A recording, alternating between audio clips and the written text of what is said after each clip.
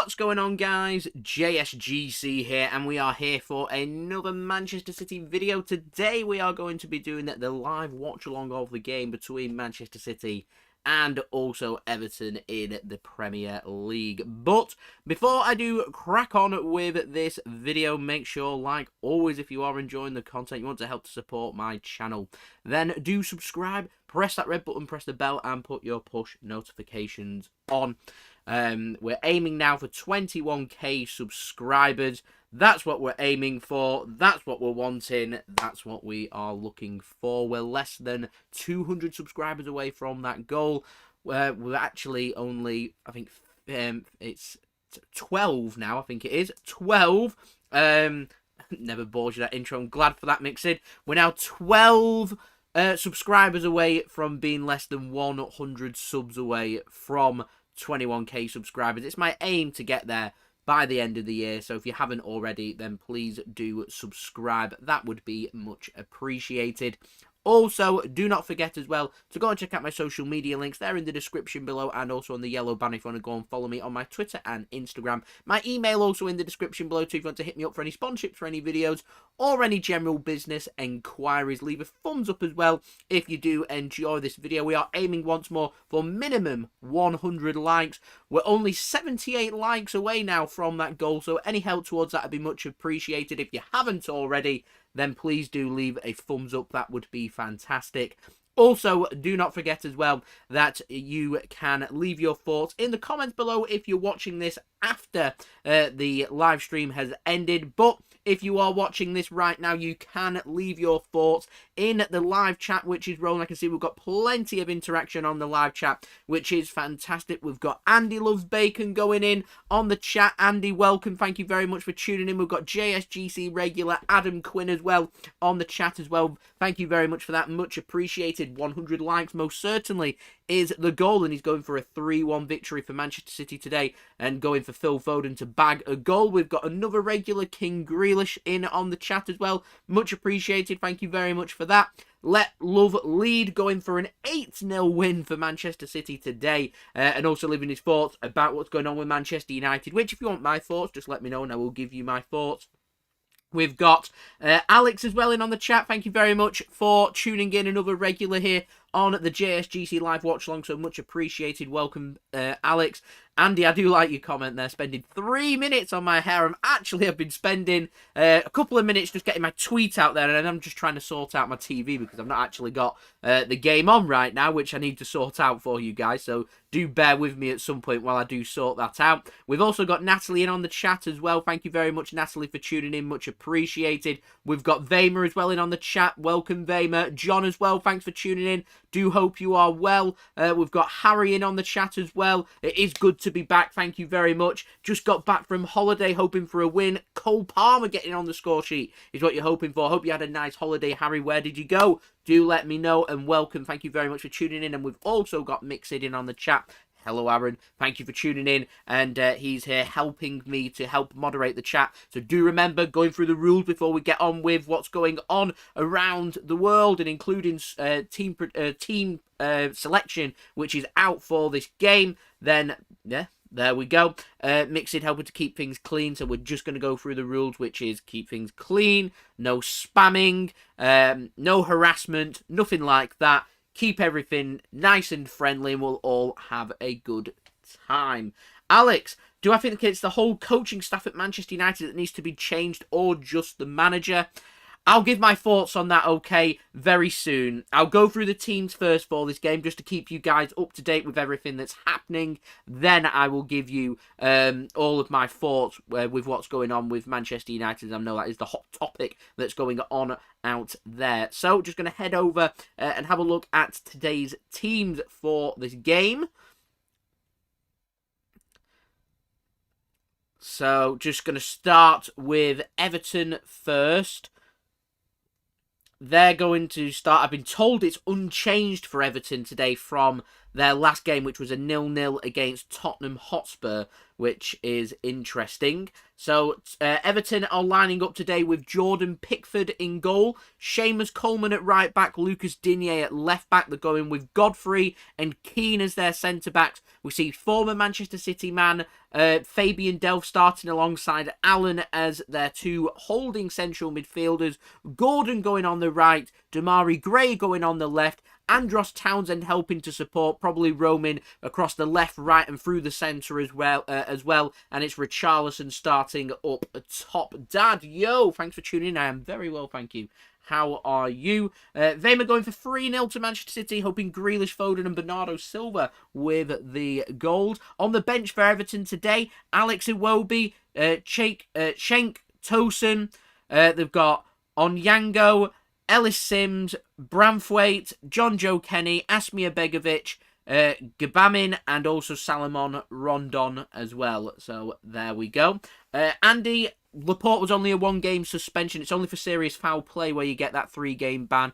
That was changed, was that like 2-3 years ago? Wasn't really any clarification on it. I was struggling to get clarification on that, if I'm honest, for my preview, but there we go. I managed to find somewhere it was only a 1-game ban and he was missing the derby and nothing more. Now, for Manchester City, we're starting today. Ederson in goal, Walker right back, Cancelo left back. Stones does start alongside Aymeric Laporte. Very interesting. Ruben Dias, he's on the bench. I would have started him. There we go. It's a big call that from Pep Guardiola. Rodri going through the centre along with Ilkay Gundogan and more than likely Cole Palmer as well. No Kevin De Bruyne. That is a massive, massive call for Cole Palmer. It could well be Palmer going out wide and Bernardo Silva through the middle. One Football have got Palmer starting in the middle and Bernardo Silva on the left-hand side. I personally think it'll be Bernardo going through the middle and Palmer will go either on the left or right-hand side, depending on who's playing where, up at the attacking three for City, which is Raheem Sterling, Phil Foden, and also Cole Palmer. Massive call. Sterling's got a massive opportunity there. Phil Foden's risk, considering we've got a big game coming up against PSG, it surprises me. And like I said, a massive, massive opportunity for youngster Cole Palmer. Where's all them people who saying City don't start youngsters? Where have they gone? They're here. We've got Foden and Palmer in on the starting 11 for a big Premier League game here. Gabriel Jesus, he's on the bench. More than likely he's on the bench because he's probably only done a day or so's training with City as he's only just come back from international duty. He'll more than likely start in the game against PSG. Ruben Dias on the bench, James McAtee, Nathan Ake, Scott Carson, Fernandinho, Riyad Mahrez, Zack Steffen and Oleksandr Zinchenko. The big call is not starting Mahrez. That surprises me. I would have started Riyad Mahrez.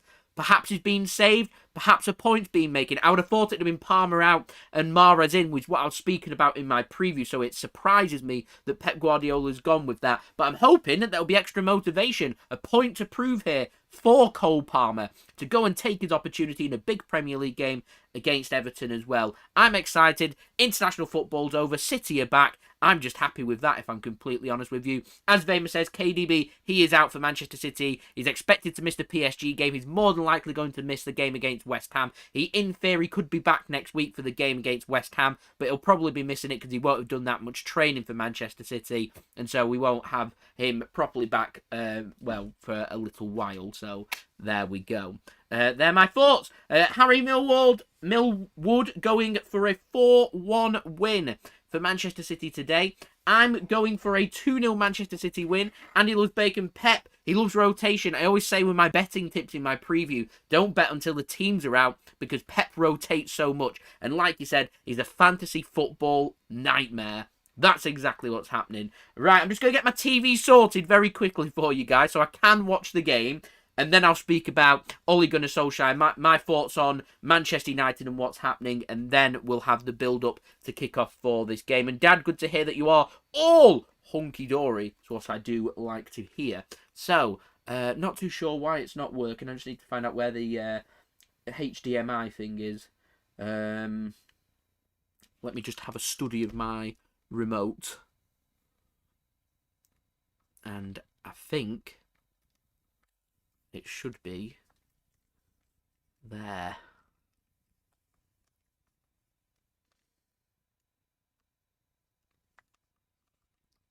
It came up. Right. Hopefully this is the one. If I plugged it into the right one, this might well be the one. Bear with me one moment. This is a tense moment. I can't really do a watch along without being able to watch the game. So I need this to work. And it's got a no input signal. That's not what I wanted. I might need to stand up for this, you know. Although, managed to get the next one. Let's try HDMI 1. Please work. Please work. It's a tense moment.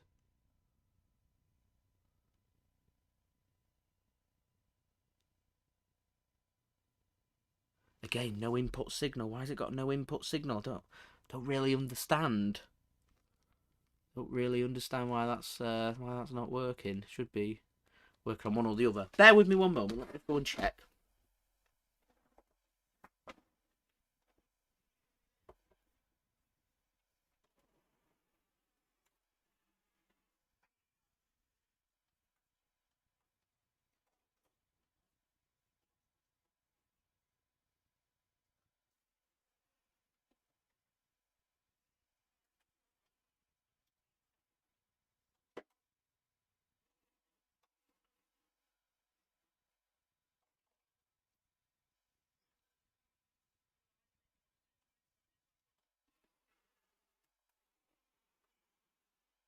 Yes!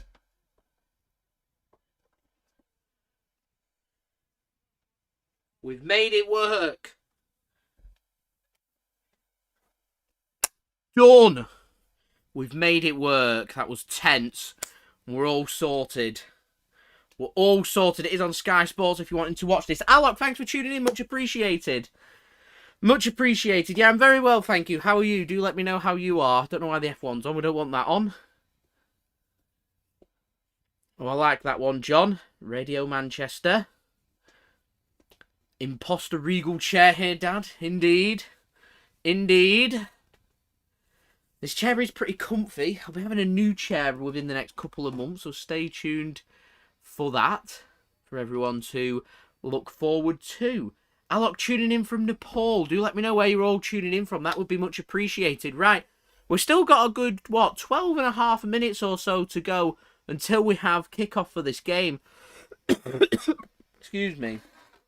So, I think it's about time I gave my thoughts on what's happening at Manchester United. Just getting my drink. There we go. Andy, I do like your comments there. They're making me laugh. I liked the new Bond film, No Time to Die. I thought it was a pretty good film, to be honest. Yeah, didn't mind it. To be fair, I've not really minded any of the Daniel Craig films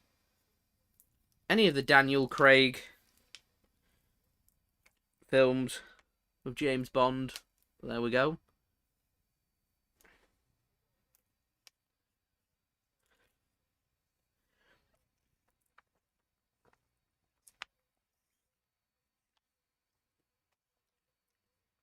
Rightio. I'm sad about Kun Aguero. If you don't know, there's lots of rumours going around. He's set to retire, which is very sad. Really sad to see, actually. Set to retire over some heart problems that has developed whilst he's been at Tottenham Hotspur, and he is set to retire, which is really sad. So there we go. Always sad to see. Rightio then. Let me give my thoughts on the Manchester United thing. So if you're not aware, Ole Gunnar Solskjaer this morning has been sacked as the Manchester United manager, which I'm sure, speaking on behalf of a lot of Manchester City fans in saying that we're very sad to hear that. We wanted Ole Gunnar Solskjaer to be here, well, longer. He's done a great job, in my opinion. He's done a fantastic job whilst in charge at Manchester United, and it makes me sad that he has left. But it's become extremely obvious to everybody. I would probably say for the last 4 weeks, probably even longer if you're being completely truthful, that Ole Gunnar Solskjaer wasn't the man to take Manchester United forward. Now, we fast track, get to that game against Liverpool. That to me is the final nail in the coffin. He should have been sacked after that match. They got battered at home against Liverpool. How on earth he managed to keep hold of his job was beyond me. Antonio Conte, he was available for Manchester United to go and hire him. A world-class manager with a system, knows what he's doing. He's incredibly well organised. He's got a good reputation in the Premier League as well. He would have been a nice, solid addition to Manchester United. But for some reason, they chose not to sack Ole and stuck with him to the week after, and his job was under pressure. They were sandwiched a couple of games between Atalanta, where United have done enough to put themselves in some kind of position where they can still go through in Europe. And so I'm surprised with Solskjaer being sacked that they've got a European game coming up in midweek. I'd have thought they'd have been given that European game to see where they go from there, but there we go. Fan pressure for you. They've eventually got their way.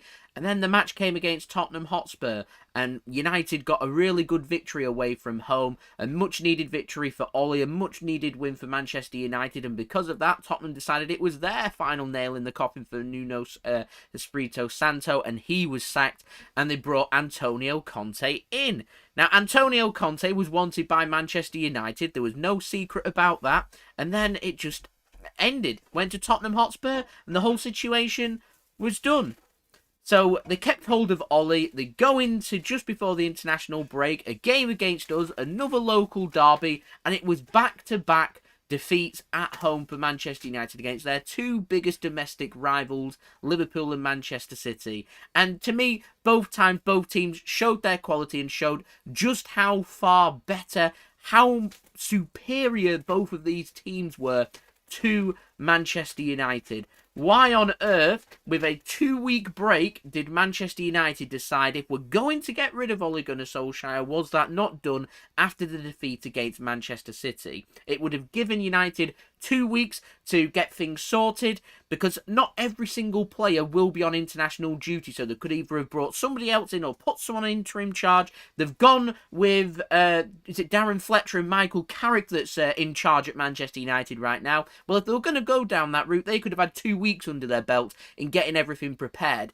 Instead, United are playing on Tuesday night. They've now got, with Ole being sacked today, they'll have had today and tomorrow, and then it's game day on Tuesday. That's 2 days of preparation when they could have had over 14 days under their belt. Don't really understand that one. Don't really understand.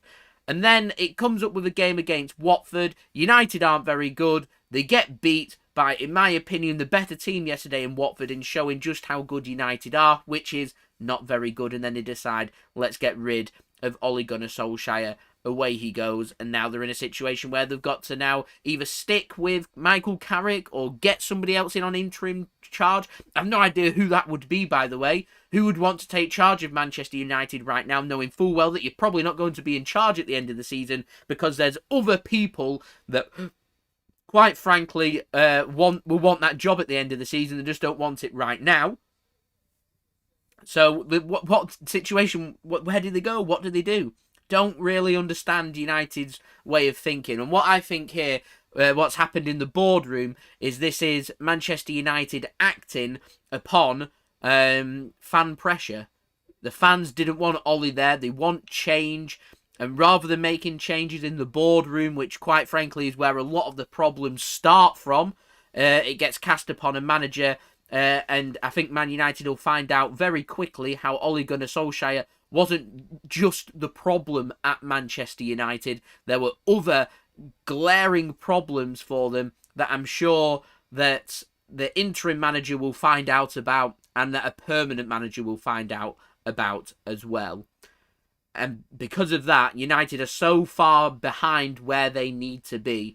And I just feel like from now until May is a massive, massive part of Manchester United's future, not just for this season, but for the future as well. I do feel like if United want to make a step forward, they need to get Champions League football by the end of this season, because if they don't, they're on about managers like Pochettino. I've heard Zidane being mentioned. These managers will want Champions League football. They'll want to be able to attract the biggest and the best names. How can you do that if your boardroom's in a mess and you're not in the biggest competition in the world in the Champions League?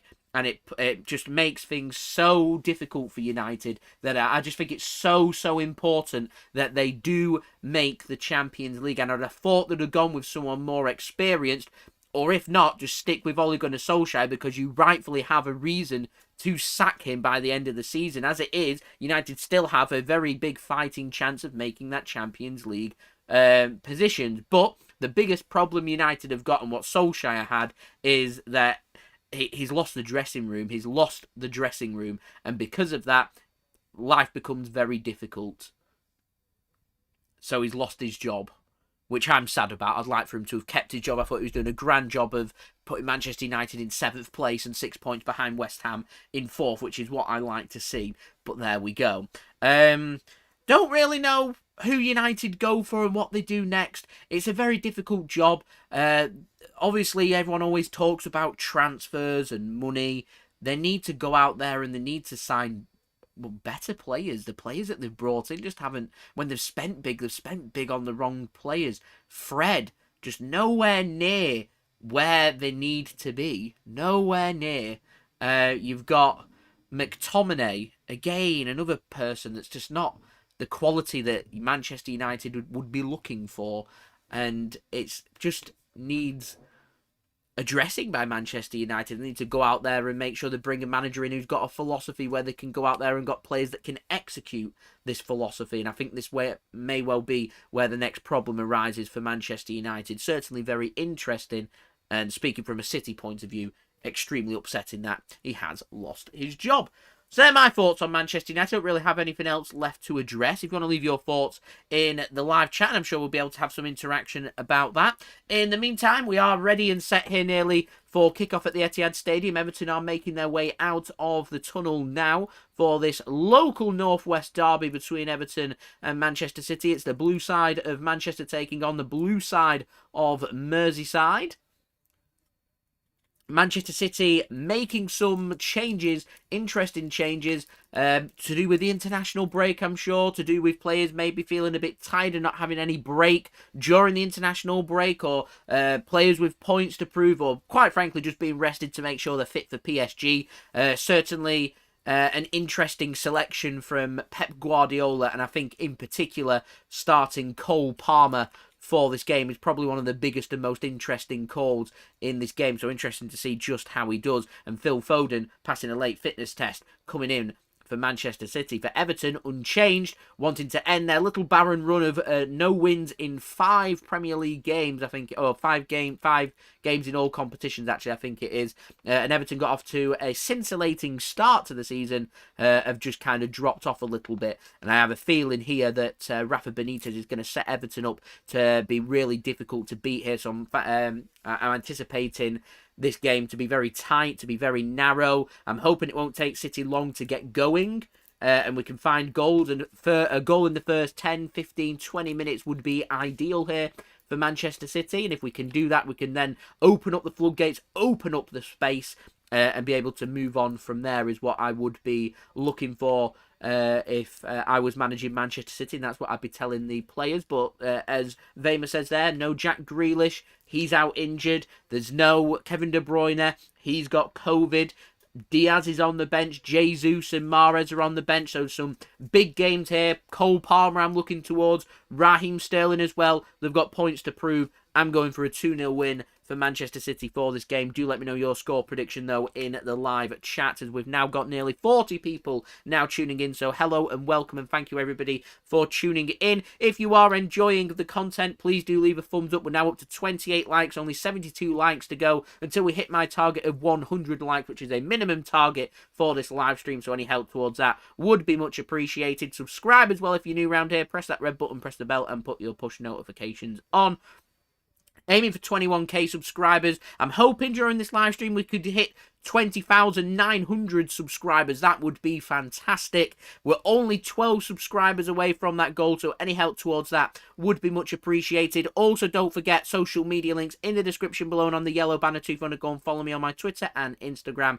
Email also in the description below and on the yellow banner too if you want to hit me up for any sponsorship for any videos or any general business inquiries. And like I said, do let me know where you're tuning in from and what your score prediction is in in the live chat, which is rolling as we're near enough ready here for kickoff for this game. Got that man Raheem Sterling with a point to prove. If he wants to start against PSG, I'd be telling Raheem Sterling he needs goals, he needs assists, because if he doesn't get them, you'd think it would be Mahrez getting the nod along with Jesus and Phil Foden.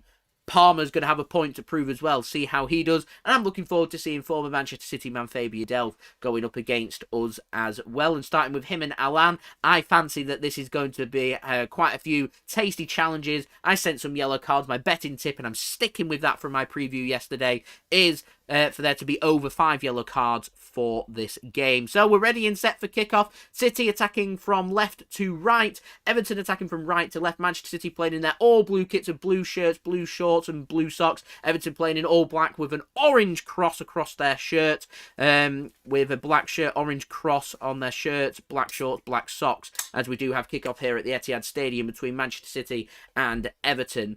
As City got us underway. As Everton's got an early opportunity here. Breaking away. There's a chance here, running at the City defence, and Rodri manages to get himself back. It looks like what's an early free kick. Referee says no. There's a chance. Shot comes in. It's a good block from Cancelo, and Foden's there just to pick up the pieces for Manchester City and get the ball clear. Oh. Should have released it a bit quicker there, Gray, I think. Wow. That was an interesting start. Everton coming all guns steaming. Here's Manchester City on the counter-attack now. Hello, Dale, by the way. Thanks for tuning in. Good afternoon. Here's City now, through Sterling. Cuts in. It's a free kick, referee. There it is. Digne bringing down Raheem Sterling. Sterling going on the right-hand side then for Manchester City in the early opening exchanges in the first minute there. City have got themselves an interesting free kick just on the edge of the penalty area, slightly to the side, but a good opportunity here for City to whip a ball in. So ideally, this is what I call Kevin De Bruyne territory, just to whip a ball in. Someone put your head onto it and get that on target. Foden stood over it. Gundogan's coming over to have a word as well. Rodri gets forward. Stones gets forward. At the moment, City only got 4 players in on the penalty area. Imagine they'll get more forward. It looks like it might be Gundogan taking this. Laporte's just flirting around at the top end of the penalty area. An early opportunity here for City to whip something in. It's going to be Foden whipped in. And it's a good ball. It gets a deflection off somebody, and it's out of play for a goal kick there. Foden not happy. Wanted a corner there. That was a good ball from Phil. That was a flick off Delph. Yeah, what? Clear. How is that? That is a really clear call. That's a poor decision from the referee and linesman.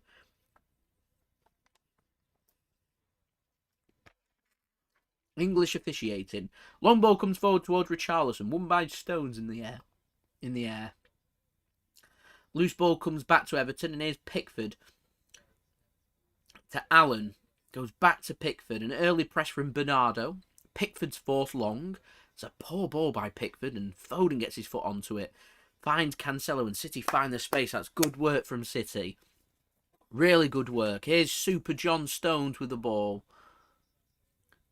Inside the City half, forced backwards from a little press there from Townsend on Laporte. So he goes back to Ederson, plays it back to Laporte, and City decide to push forward now. Passes to John Stones, finds Kyle Walker on the right-hand side. Here's Rodri. City still inside their own half. Everton trying to press a little bit. So City are just forced backwards for now. Looking comfortable, I will add. Back to Aymeric Laporte.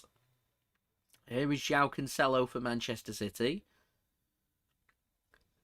Everton just lay off the press so City can come forward a little bit. Still inside their own half. Here is Stones.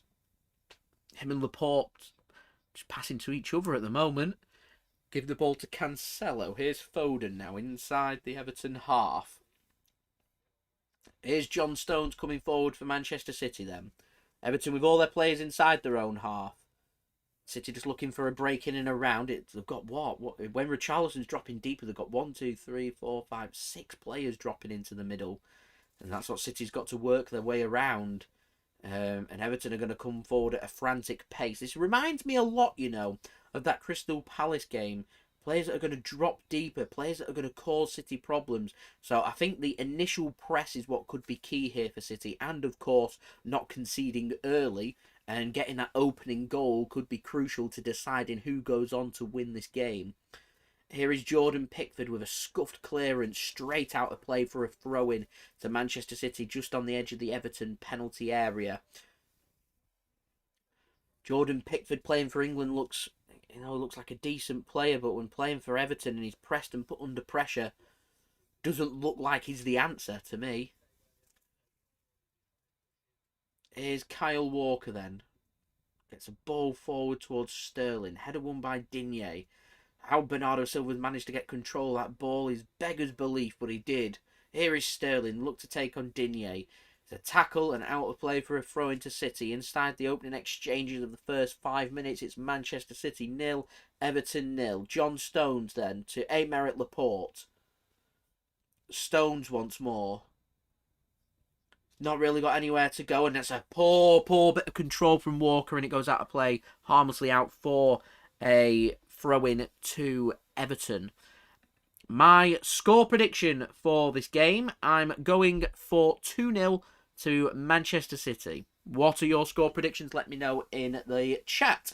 As Pickford goes long then, towards Richarlison. Not going to beat Stones in the air. Rodri mops that up and finds a pass to Laporte. Here is Cancelo, arguably one of City's, if not City's, best player so far this season. To Rodri, another player that I could mention in that bracket. To Cancelo now. Rodri. Cancelo to Foden. So it's Foden that's dropped into on the left-hand side. Sterling's on the right-hand side, and it looks like Palmer's leading City's line. A long ball comes forward towards Walker. He wins the header. He does well. Bernardo.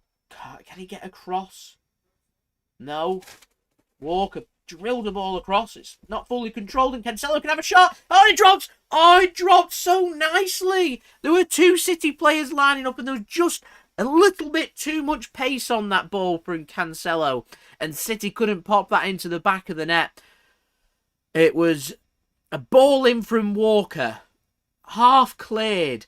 Cancelo drills a shot in, and Palmer just couldn't control it, and it took it away from Bernardo Silva. If Palmer controls that, he has an opportunity to make that 1-0. If Palmer doesn't touch it, I think Bernardo has a chance to make that 1-0. But as Palmer can't control it, it takes it beyond Bernardo. No opportunity arises, and it stays 0-0 as a long ball from Pickford comes forward towards Richarlison. This time does put John Stones under pressure. City still, though, managed to come away with the ball. Here's Walker now. Raheem Sterling dropping deeper. Rodri, good passing out this from Manchester City to Laporte. Cancelo. After initially being under pressure for the high press from Everton there, City managed to work their way back into the Everton half. Here is Bernardo Silva now to Kyle Walker. Plays it back to John Stones. This is good work from Manchester City in the opening exchanges of the first 7 minutes of this first half between Manchester City and Everton. It is 0-0. City have looked lively, but nothing to report on as of yet. Here is Kyle Walker then for Manchester City. To John Stones. He's got Laporte just ahead of him. Plays it to Laporte. Rodri then works it to the right-hand side. There's an overlap there from Bernardo Silva to Raheem Sterling. He goes back to Raheem Sterling. Here is Kyle Walker. An opportunity there for him maybe to put a ball into the box. He can't. He gives it to Bernardo instead. Sterling wanted it. Bernardo chooses not to use him and instead switches play to Cancelo on the left-hand side. Here is Phil Foden then going up against Coleman. Gundogan back to Foden. He's under pressure here, Foden. He misses out on the ball and Everton can come away from it. And these are the counter-attacks that City need to be wary of. Although that's a brilliant tackle from Rodri. That's good work from Cancelo to ensure that ball retention is with Manchester City. And City can once more come away with the football. That was really good work that from Rodri with the initial tackle. Here's Gundogan then for Manchester City. John Stones. Good pressure this from City. Sense that an opportunity may well be coming. Here is Rodri. The space for Cancelo on the left-hand side. Rodri finds him. Cancelo tries to get a ball across. It's cut off, though, by Everton, and they can come forward. And City, again, need to be wary of these counter-attacks. Finds a pass to Richarlison. He's got Gray next to him if he wants to use him. He's forced backwards, though. Here is Lucas Digne, then, to Fabian Delph. Digne once more. Finds Gray. Digne, again, with the ball. Bit of a possession here for Everton. Of course, Mason Holgate suspended for Everton for today. after being sent off the Spurs in the 92nd minute in their last game just before the international break means that Yerry Mina, I don't think he even made the benches after he was meant to be coming back, but obviously not wanting to be risked by Everton today. Good win for Derby today, dude. They beaten Bournemouth. 1-3-2, yeah. Oh, wow. Decent win. Takes them to 0 points. Now does it? Did Reading win? Eh? Did Reading win at the weekend? They got deducted 6 points as well, haven't they? They haven't, yeah. I'm pleased today. Here's John Stones then for Manchester City. Seamus going for a 3-1 win for Manchester City. 1-1. 1-1. Fair enough. Exactly. As we've now got over 73 people in the house. So welcome. Thank you everyone for tuning in. Much appreciated. Don't forget to leave a thumbs up if you are enjoying the video. That'd be much appreciated. We're on that push towards 100 likes. I'm sure if everyone watching this leaves a thumbs up, we'd soon get to 100 likes. So any help towards that would be much appreciated. We're only 63 likes away from that. So if you are watching this and enjoying the content, please do leave a thumbs up. Subscribe as well if you're new around here. Press that red button, press the bell, and put your push notifications on. Aiming for 21k subscribers, hoping to clock that from 20,800 to 20,900 subscribers today. So if we can, that would be great. As Kyle Walker's got the ball here for Manchester City. We're up to 38 likes now, just 62 away. Thank you very much, not to Jabs, much appreciated. It's a good ball and a header, and it's just wide. Just wide there from Phil Foden. The ball was quite far behind him, so Foden's having to adjust his body well to turn the body and get some kind of header towards goal. It was wide, but Pickford wasn't sure. It's a good ball from Sterling. Don't think it would have beaten Pickford, but a good ball nonetheless. Finds it deep, and it's not too far away. Not too far away at all, that one from Manchester City. It remains 0-0 though. City have looked lively in the first 11 minutes, have looked motivated and up for it. It doesn't seem like City are feeling any effects from the international break in terms of their rhythm and getting things going. Same can be said for Everton as well, to be fair. Pickford then finds a pass. And a block, and City can come away with the ball here. It's a good press that from City, and then a poor pass from Bernardo Silva towards Palmer. Palmer made a run to the near channel, and Bernardo Silva just went centrally. A scuffed clearance once more from Jordan Pickford, and Kyle Walker can get control of the ball for City. So they keep hold of the ball here inside the Everton half.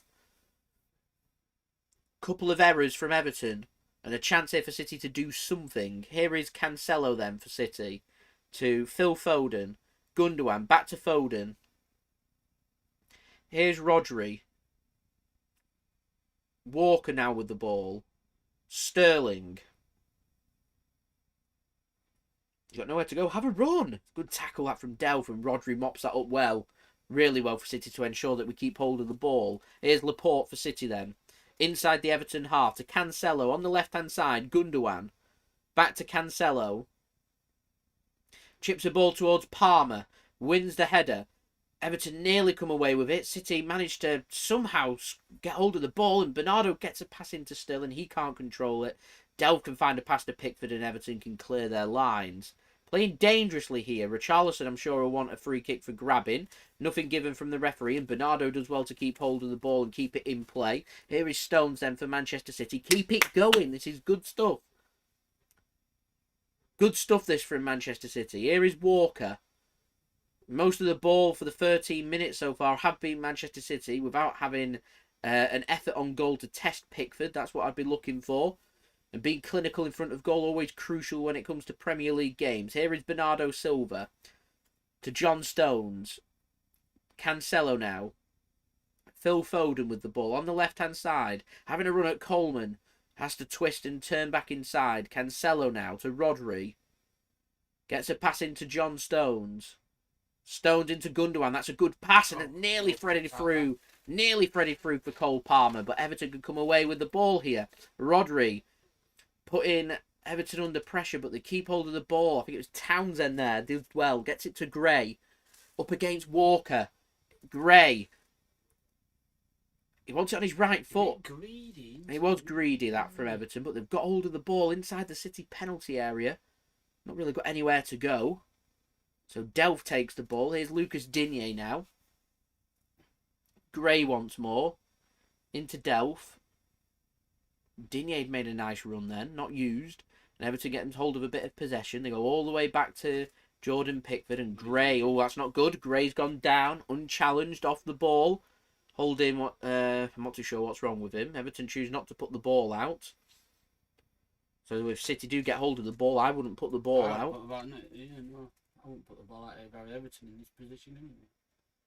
City nearly got the tackle, and they that's do get the terrible. ball now. Don't put the ball out. Don't put the ball out. City coming forward. Don't do it, Raz. And that'll be a free kick. That's what you want. Yeah. Cynical foul that from Fabian Delph. Knows what he's doing there. Did what, like you said, City did, you know. Why should they put the ball out with Everton and no interest of doing, did they? No. That's a cynical foul for me. Mm. Knows there's a man. Defense. He knows there's a man down. Knows that City aren't going to put the ball out, so I'll leg him up. Yeah. At least worth a... I could argue a yellow card for that, yeah. Never mind. As we're now on 41 likes, which is brill. It's just 59 likes to go. Any help towards that would be much appreciated. Subscribe as well if you're new around here. Press that red button, press the bell, and put your push notifications on. Just how close are we away? Picked up any new subscribers, that'd be good. Demarai Gray is coming off then. Hamstring, yeah, is what my initial reaction was to that. As we are still 12 away. So Demarai Gray comes off in the first change, and it's Alex Iwobi, former Arsenal man, that comes on for Everton. Pretty much a like-for-like pace merchant, really. Lost a lot of weight, he has. He used to be pretty bulky, didn't he? Didn't he? Iwobi, I didn't yeah. even recognise him, to be fair. Toned down on the muscle, perhaps? He was a big old unit, weren't he? Yeah. Reminded me a little bit of Adama Traore. Yeah. Seems to have grown his hair quite a lot as well. Maybe that's what's throwing me off. It's definitely clear what Everton are looking for. Balls over the top, running at City. Yeah, a bit of a counter Pace. type thing, yeah. But then Walker. the guy you would probably say has got most pace in the team has just gone off, so maybe that might change.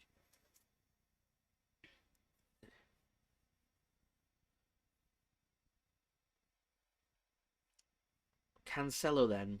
A nice ball switching play from left to right. Sterling. Struggling to get the better of Digne, really. But then again, Digne is a good player. Sterling gets one across this time. Cleared.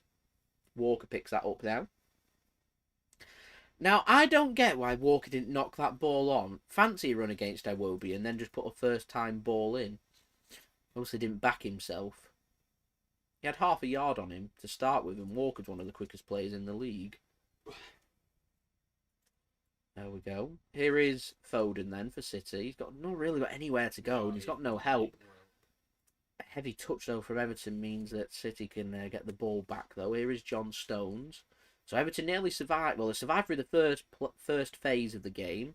Walker drifts a ball in, and it's spilled by Pickford. That won't do his confidence any good. Pickford's looked a bit iffy with his balls forward. Not too sure that was a foul from Foden.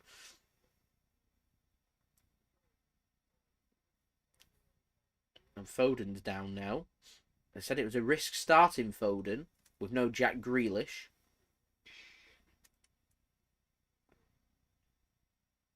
I'm not sure that's a foul.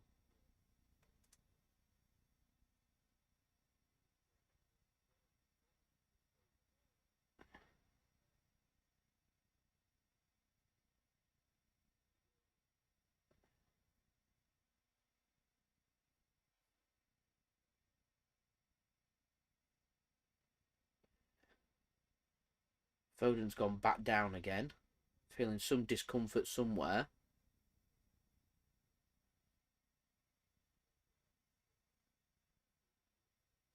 I'm wondering if he's going to get risked, on Wednesday night. Who, Foden? Yeah, considering starting him. You said that earlier on, didn't you? Or yesterday, was it? If they were going to start him, well, if they were going to start him out wide, surely you'd have gone with Sterling on the left and put Jesus on the right. I'm not sure what's wrong with Jack Grealish. He's come back from the international duty. He's injured, isn't he? I think it's weeks he's out for. Jackie G. Is it? Yeah, I think so. There we go. As we're now 57 likes away from 100 likes. Any help towards that would be much appreciated, everybody.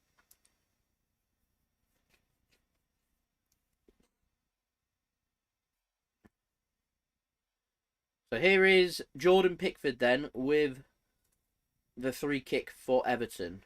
Launches the ball through the first 20 minutes. The first real danger of the game. City always looking for an early opening goal. It hasn't happened, so Everton have seen that out. So I'm sure Everton now will look to try and battle their way into this game for the next 10-15 minutes and see if they can have a strong push towards half-time. I have a feeling that City will probably start slowing down their press for a little bit and maybe look like Liverpool do, look towards the last 5-10 minutes of the half to maybe start that up again and just have a little 10-15 minute breather, which may allow Everton back into the game.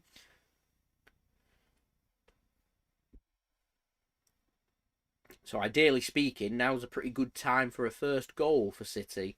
Here is Foden then back on his feet and looking better for Manchester City. Here is Laporte.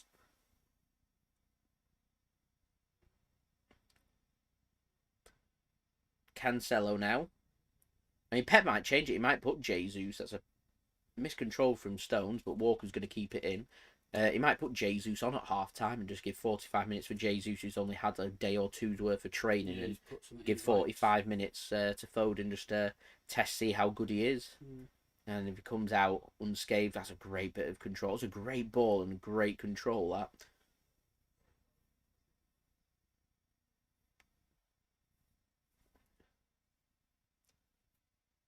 Here is Bernardo Silva for Manchester City then. Rodri, Walker, Sterling. Back yourself, Raz. That's the way. That's the way.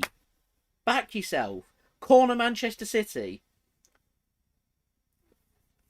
Lucas Digne knows what Raheem Sterling wants to do, but Raheem Sterling's quick. The worst case scenario from that then was he gets a corner. That's a great touch from Phil Foden, that. There's Foden then with the corner for Manchester City. It's deep. It's not going to be won by City. And it's headed down and then volleyed clear by Everton and out of play for a throw into Manchester City.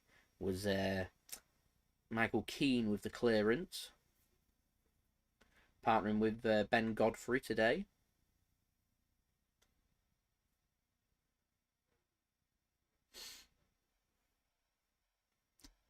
Here is Laporte for Manchester City then. John Stones. Kyle Walker. Bernardo Silva now inside the Everton half on the right-hand side. Gives it to Walker. 23 minutes in. 0-0 here. Stones with the ball. Nowhere really for him to go. Foden now with the ball. He's got nowhere to go, so City just forced backwards. Everton are having to do a lot of running off the ball. A lot of running. Fatigue, considering the players won't be used to this, having not played for 2 weeks, could become an issue the longer this game goes on. It's a crap time to have that international break before Champions League week, isn't it? Yeah. That's a great ball. It's a great ball. Bernardo nearly gets it back for Cole Palmer. I'd like to see Cole Palmer moving a little bit more. Yeah, he's a bit static. Yeah.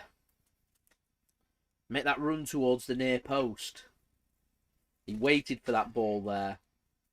And there wasn't really much Bernardo Silva could do there other than play that ball backwards. He was never going to get much pace from it. Are the City extending that stand there behind? They've not decided. You'd have thought they'd have done it when there were no fans. It would have been an ideal time, wouldn't it? That's when I would have done it. Minimum. I think there was I think they fear that there'd be like lots of empty seats and they wouldn't sell. But I just don't think that's the case. I think there's quite. I reckon there's a few thousand people that would love to be season ticket holders. So if you just made it affordable and cheap and put the rails in that third tier of that in the north stand that they've not done up. Where are we Wednesday at this end? Then Next at PSG. that's a good ball. Gundogan wants a shot, has a shot and it's well blocked. Yeah, we're just up south stand at the top. Tiers, will you, PSG fan? Probably not.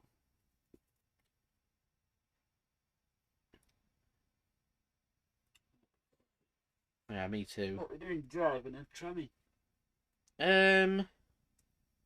I would say life's probably easier to drive by the time because it's getting cut fine, isn't it? At the time. Yeah, we'll take that. Yeah. Squeeze in. All depends on what time I finish at.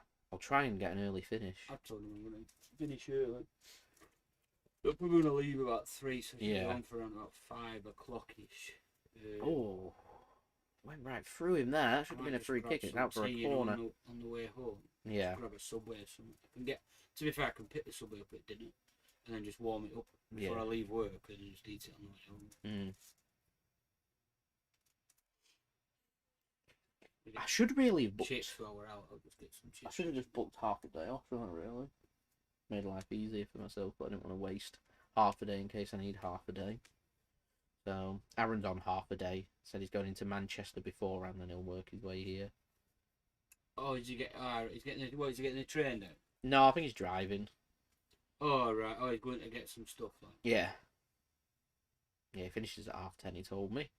Is he off on Thursday? That he's dealing with. Yes. Yeah, I've got no time off, so. Is he stopping?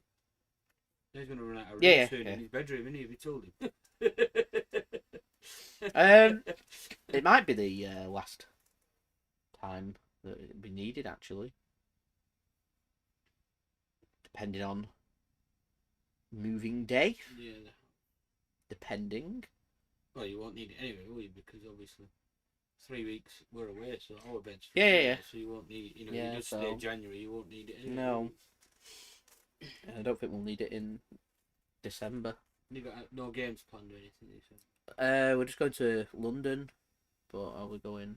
Oh, it's a great ball! Oh, Raheem Sterling got hold of that. Wrong player there. He's too small for that. Oh, you know what? What game are you going to? Millwall on the 18th. Oh, are you? Tell you what, £120 million Harry Kane puts his head on that. On the, I thought it was. Oh, on the right, on the 18th. When did Newcastle 19th? They're playing 19th, but that's close to being sold out now. Is it? So yeah. It's be sold out there, isn't it? Probably. Unless like there's more tickets and it's not saying. So waiting on the FA Cup draw. Yeah. So I'm keeping my eyes out for. Around the FA Cup next week.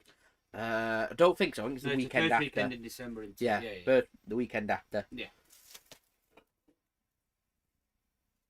Oh, it's a great ball, Bernardo! Oh, he tries to lob the keeper! Just a bit close. And headed onto the crossbar and over from Gundogan. That was the best opportunity of the game so far. I tell you what, I think Bernardo Silva should have scored there. I think he was just too close to Pickford when he was. That was a great ball from Palmer. How quick Pickford comes out. Great ball. Look, he just takes a touch away from him, doesn't it? And I think obviously Pickford then narrowed the angle. Right, you know, it's. I mean, he's going for a lobbed header there. It's very difficult to lob a header in from there. As well. Yeah, that was a chance for City, though. If that header had gone in, you'd be questioning your defenders there, wouldn't you? Yeah.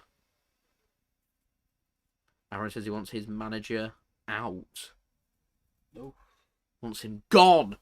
As we're now 55 likes away from 100 likes. No, it's McAvoy, I think his name is. Who would they go for? He's inexperienced. They've got they basically employed some guy. Just anyone. They should bring someone in with a bit of championship experience. He coming after Alex Neil. Do you know what? It's very controversial, but if I was Preston, I'd go for Neil Warnock. Keeps you up. Why is it solid. He's just not a very well liked manager. I don't like him to be He's fair, pretty- but he's good. He's negative. He gets you the results. Negative, and boring he football. knows how to play in that division. I wouldn't employ him to be a cleaner in my house, but And a lot of people would disagree with him, but he's available. what about which would be controversial? What's he called? He got ex-Blackpool, man. He got Blackpool promoted into Premier League. Oh, Holloway. And Yeah. a shot comes in! Rebound! Pickford's better. Sterling gets a shot away and really? it's straight at the keeper. He did well to actually get a shot away there. Pickford's there telling the players just to calm down. That was a good effort from Cole Palmer. It was a good effort. A good effort, and Pickford gets down.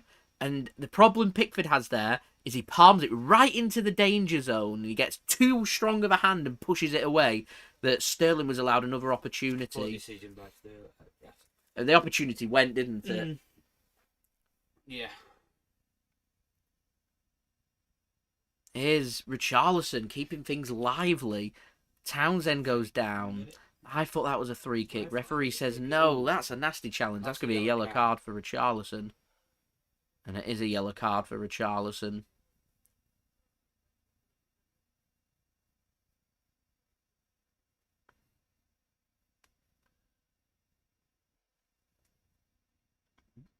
Wasn't it a free kick that one? No Was need it? for that from Richarlison. Well, he didn't even really need to make that challenge. I think he's just unhappy they didn't get a free kick there against Rodri, so he just goes in. Suspension for it. That's a nasty, nasty It is, challenge, isn't that. it? Yeah, And goes into the book, and rightfully so.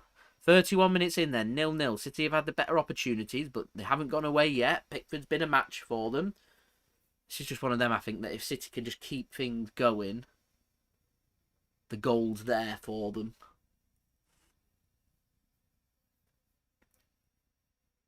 So, yeah, so we've got the PSG game coming up. Oh, it's a great ball. Square it across, Phil. Oh, It's out for a corner. You like it going across goal, Yeah, isn't it, from that a angle? bit slow. They just What's that was a great ball. Digne there, just playing him perfectly onside. He should have cut back. Look at Silva there. He could have. The space is there. This game's opening up. Bit of panic stations. A bit desperate at times from Everton here. Remains 0-0. Corner Manchester City. You sense it's coming. That's not coming from a corner like that from Gundogan, though. Doesn't beat the first man. There was no pace, no height, nothing. Ederson finds a pass despite the press from Townsend there. Having to sprint 40 yards out of his penalty area. Does it, though. Here is Laporte for City. Foden wants it on the left-hand side. Doesn't use him, or at least not yet. Gives it to Gundogan. I think the Everton players, after all that running, are starting just to tire a little bit now. After 32 minutes. Their legs are getting a bit achy. Their challenges are coming in rather than pressing. Soft trotting about rather than sprinting towards the ball like they were at the start. That's a good tackle, though. Really good tackle. Was that Godfrey, I think it was? That's good for Manchester City, though. Sterling. Have a shot. Goes down. He's giving it. Penalty. Penalty Manchester City. Not sure about that. Raheem Sterling goes down. The referee thought long and hard about it. And has given a penalty here to Manchester City. Sure.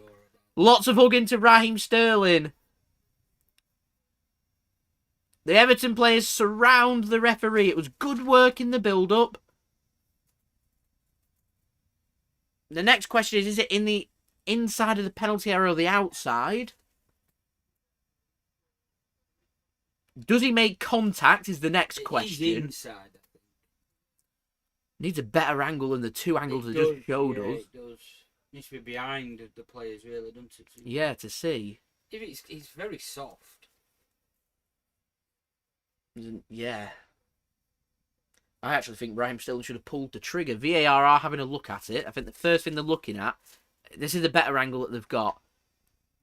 Is the contact? Is it? Oh, it's pull. Is it a pull? What? I don't really get. Think there's a pull I don't think there's anything in this. There's arms across both players. Right, it's a leg, But does his leg make... Allen's in the way, so does his leg make contact with Sterling's leg? That's the bigger question. No. To be honest, I think if this is a foul, I think this is a free kick. I think that's on the edge of the penalty area. I think this is a very harsh penalty. No, There's no contact. There's no contact. This shouldn't be a penalty. No, he's nowhere near him, is he? This shouldn't be a penalty. He stands down. There's He's nothing. Near. To me, that's just that he's clearly heavier. You know, his weight's just. He's leaning into him. I think there's initial contact outside the penalty area. So if he does think it's a foul, I think this is a free kick. I mean, I do want it to be a penalty, but I'm just not sure. I don't think it is because his hand is on his arm. That's the only reason that the free kick could be given is the fact that his hand's on his arm. Like, where's the contact? I think this is outside the penalty area, though. And the referee's going over to the monitor to have a look at it, which tells you all you need to know. But he's going over to have a look at it. He's asking, does he see there's enough in it? Have they deemed that it is inside the penalty area then, and then they want to see what's in it? I mean, I just don't think there's much in it. The most disappointing part about this is if the penalty isn't given, is it a dive? What's the decision? Is it a drop ball, or does City keep hold of the ball? There's got to be a decision, hasn't there? You know what I mean? Yeah. You can't just... There's the thing. It's his arm on... It's his hand on his arm is the question. I just don't think there's enough. I think there's contact outside. He's going to overturn his decision. So it's not going to be a penalty. I don't think there's a penalty. I want to know what the decision is now about keeping hold of the ball and what happens there, because City actually were in a very good position inside the penalty area. It was well done by the referee that acted to overturn, I don't think it was a penalty. No, there was nothing in it. I thought there was leg. So he's ball, going for a drop ball here. So if I'm City, I'm competing for this drop ball. I'm not having Everton boot this ball and give us the ball back. It doesn't look like he's going to. Looks like he's going to drop it to keeper, and he's just going to get rid. Maybe. Pep's not happy about it. City need to get. So they are just going to give the ball to the keeper and let him get rid of it. Now, how do Everton keep hold of that ball? I don't really understand how Everton keep hold of that ball, considering the position that City were in. It's a bit soft, all that, isn't it? It's, not for me. Not for me. Not for me either. We are nearing in on 50 likes now, everybody. So we're nearly halfway there, which is fantastic. So any help towards that would be much appreciated. You see, the position that we're in a good position here.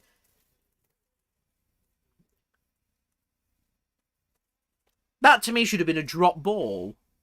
With both teams competing for the ball there. That's very disappointing. I'm more disappointed about that than I'm about the penalty, because I didn't think it was a penalty. I thought his legs had brushed across, and if they did, it would have been outside the penalty area. It was a bit of a dodgy one. I mean, the referee thought long and hard about it before giving it anyway, so he obviously had doubts there. As that goes out of play for a throw into Manchester City.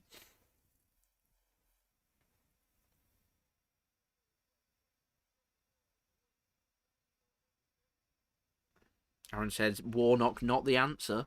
Warnock not... Well, Ian Holloway, Aaron. Ian Holloway. Rodri, having a great game.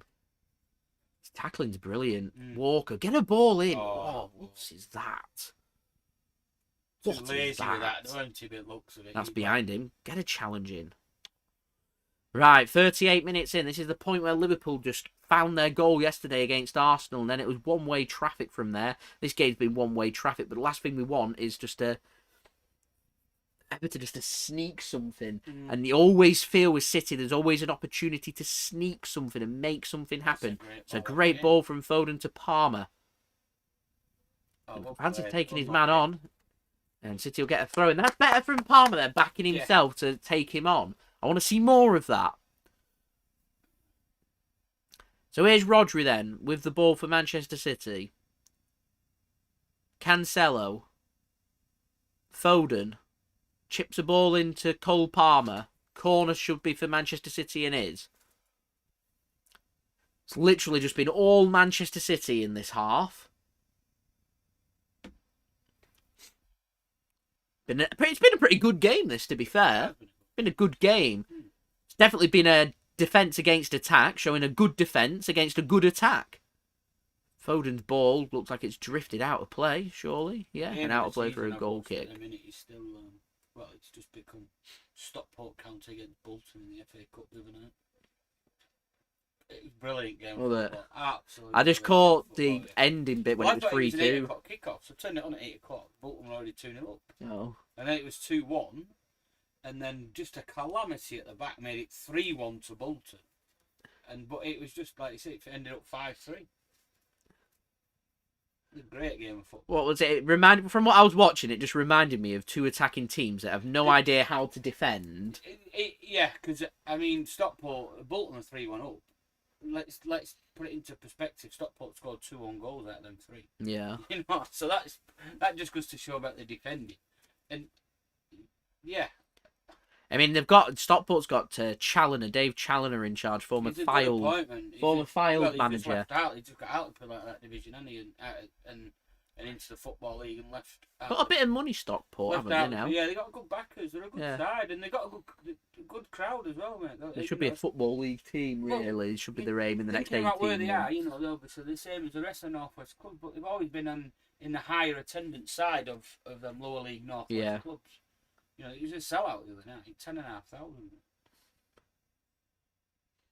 He's an attacking manager. Ian Everett's obviously not a amazing manager at defending either. So you got two teams that are just going to attack each other, which is actually quite nice to see in the lower league.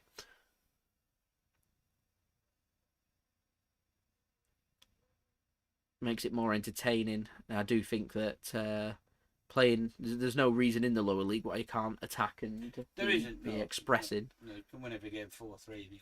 Yeah. Here is Walker. Stones. 4 minutes then to go. There'll be a little bit added on, probably a couple of minutes because of that VAR penalty check. Cancelo. That's a great ball, and it's headed across. There's no one there. We lack a striker. Oh man, we lack a striker. Player as well, though. It's quite easy. But why have we spent £100 million on Jack Grealish if we wanted a nice, tall, physical striker? We'll pay a little bit extra and save the cash and sign Harry Kane in the summer. Then doesn't make sense to me, that decision. And what's even more frustrating is there's plenty of good wingers out there if you're wanting competition out wide to go and sign players on loan. I don't like the loan market, but it works sometimes. There's always players for a season to assess on loan. It's a great pass. Iwobi's got Walker for pace. Although Walker's got the tackle there, and Ederson will pick that ball up, and danger averted there. He just slowed down Iwobi there, didn't he? He had the steps on Walker, and then Walker just put the jets on and got back in time. As we're now on 49 likes. Only one away. Aaron said he doesn't want another dinosaur with Ian Holloway. But he said he does feel like the problem lies a bit deeper. And lies a little bit with Ridsdale being in charge at Preston. So he's taking over the chairmanship now? The son of the owner. Or is it? A chance here, and Cancelo heads it back. And City can come away with the ball here as well.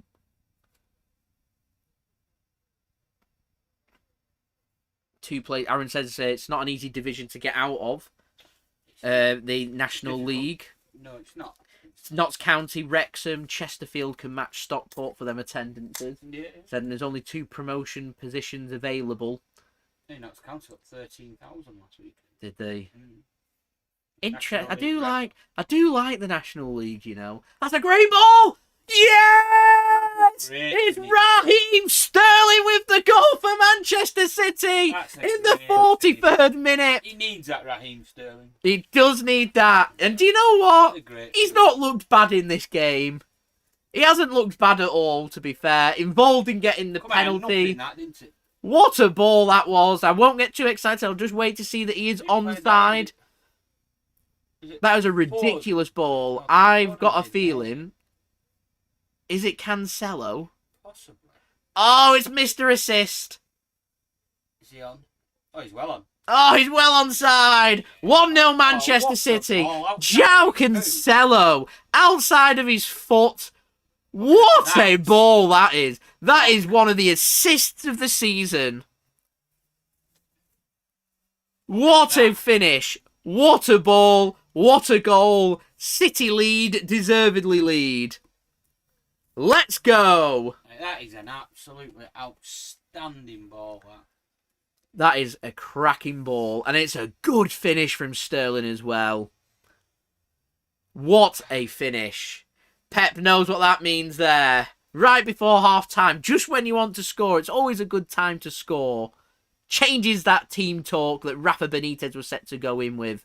As Richarlison goes down. We're now over 50 likes, which is brilliant. Thank you, everyone, for that. Much appreciated. 49 likes to go. If you're watching this and you haven't already, please leave a thumbs up. That would be much appreciated. And subscribe as well if you are new around here. Cancelo, well on his way to becoming City's, player of the season. He's just been fantastic. What a player he is. What a ball that was with the outside of his foot. Peter Ridsdale's director of football and also head of recruitment at Preston, and struggling because of it. They've got him, basically their chairman's got no experience in football, so he's relying on him to advise. And Peter Ridsdale's just not very good at it.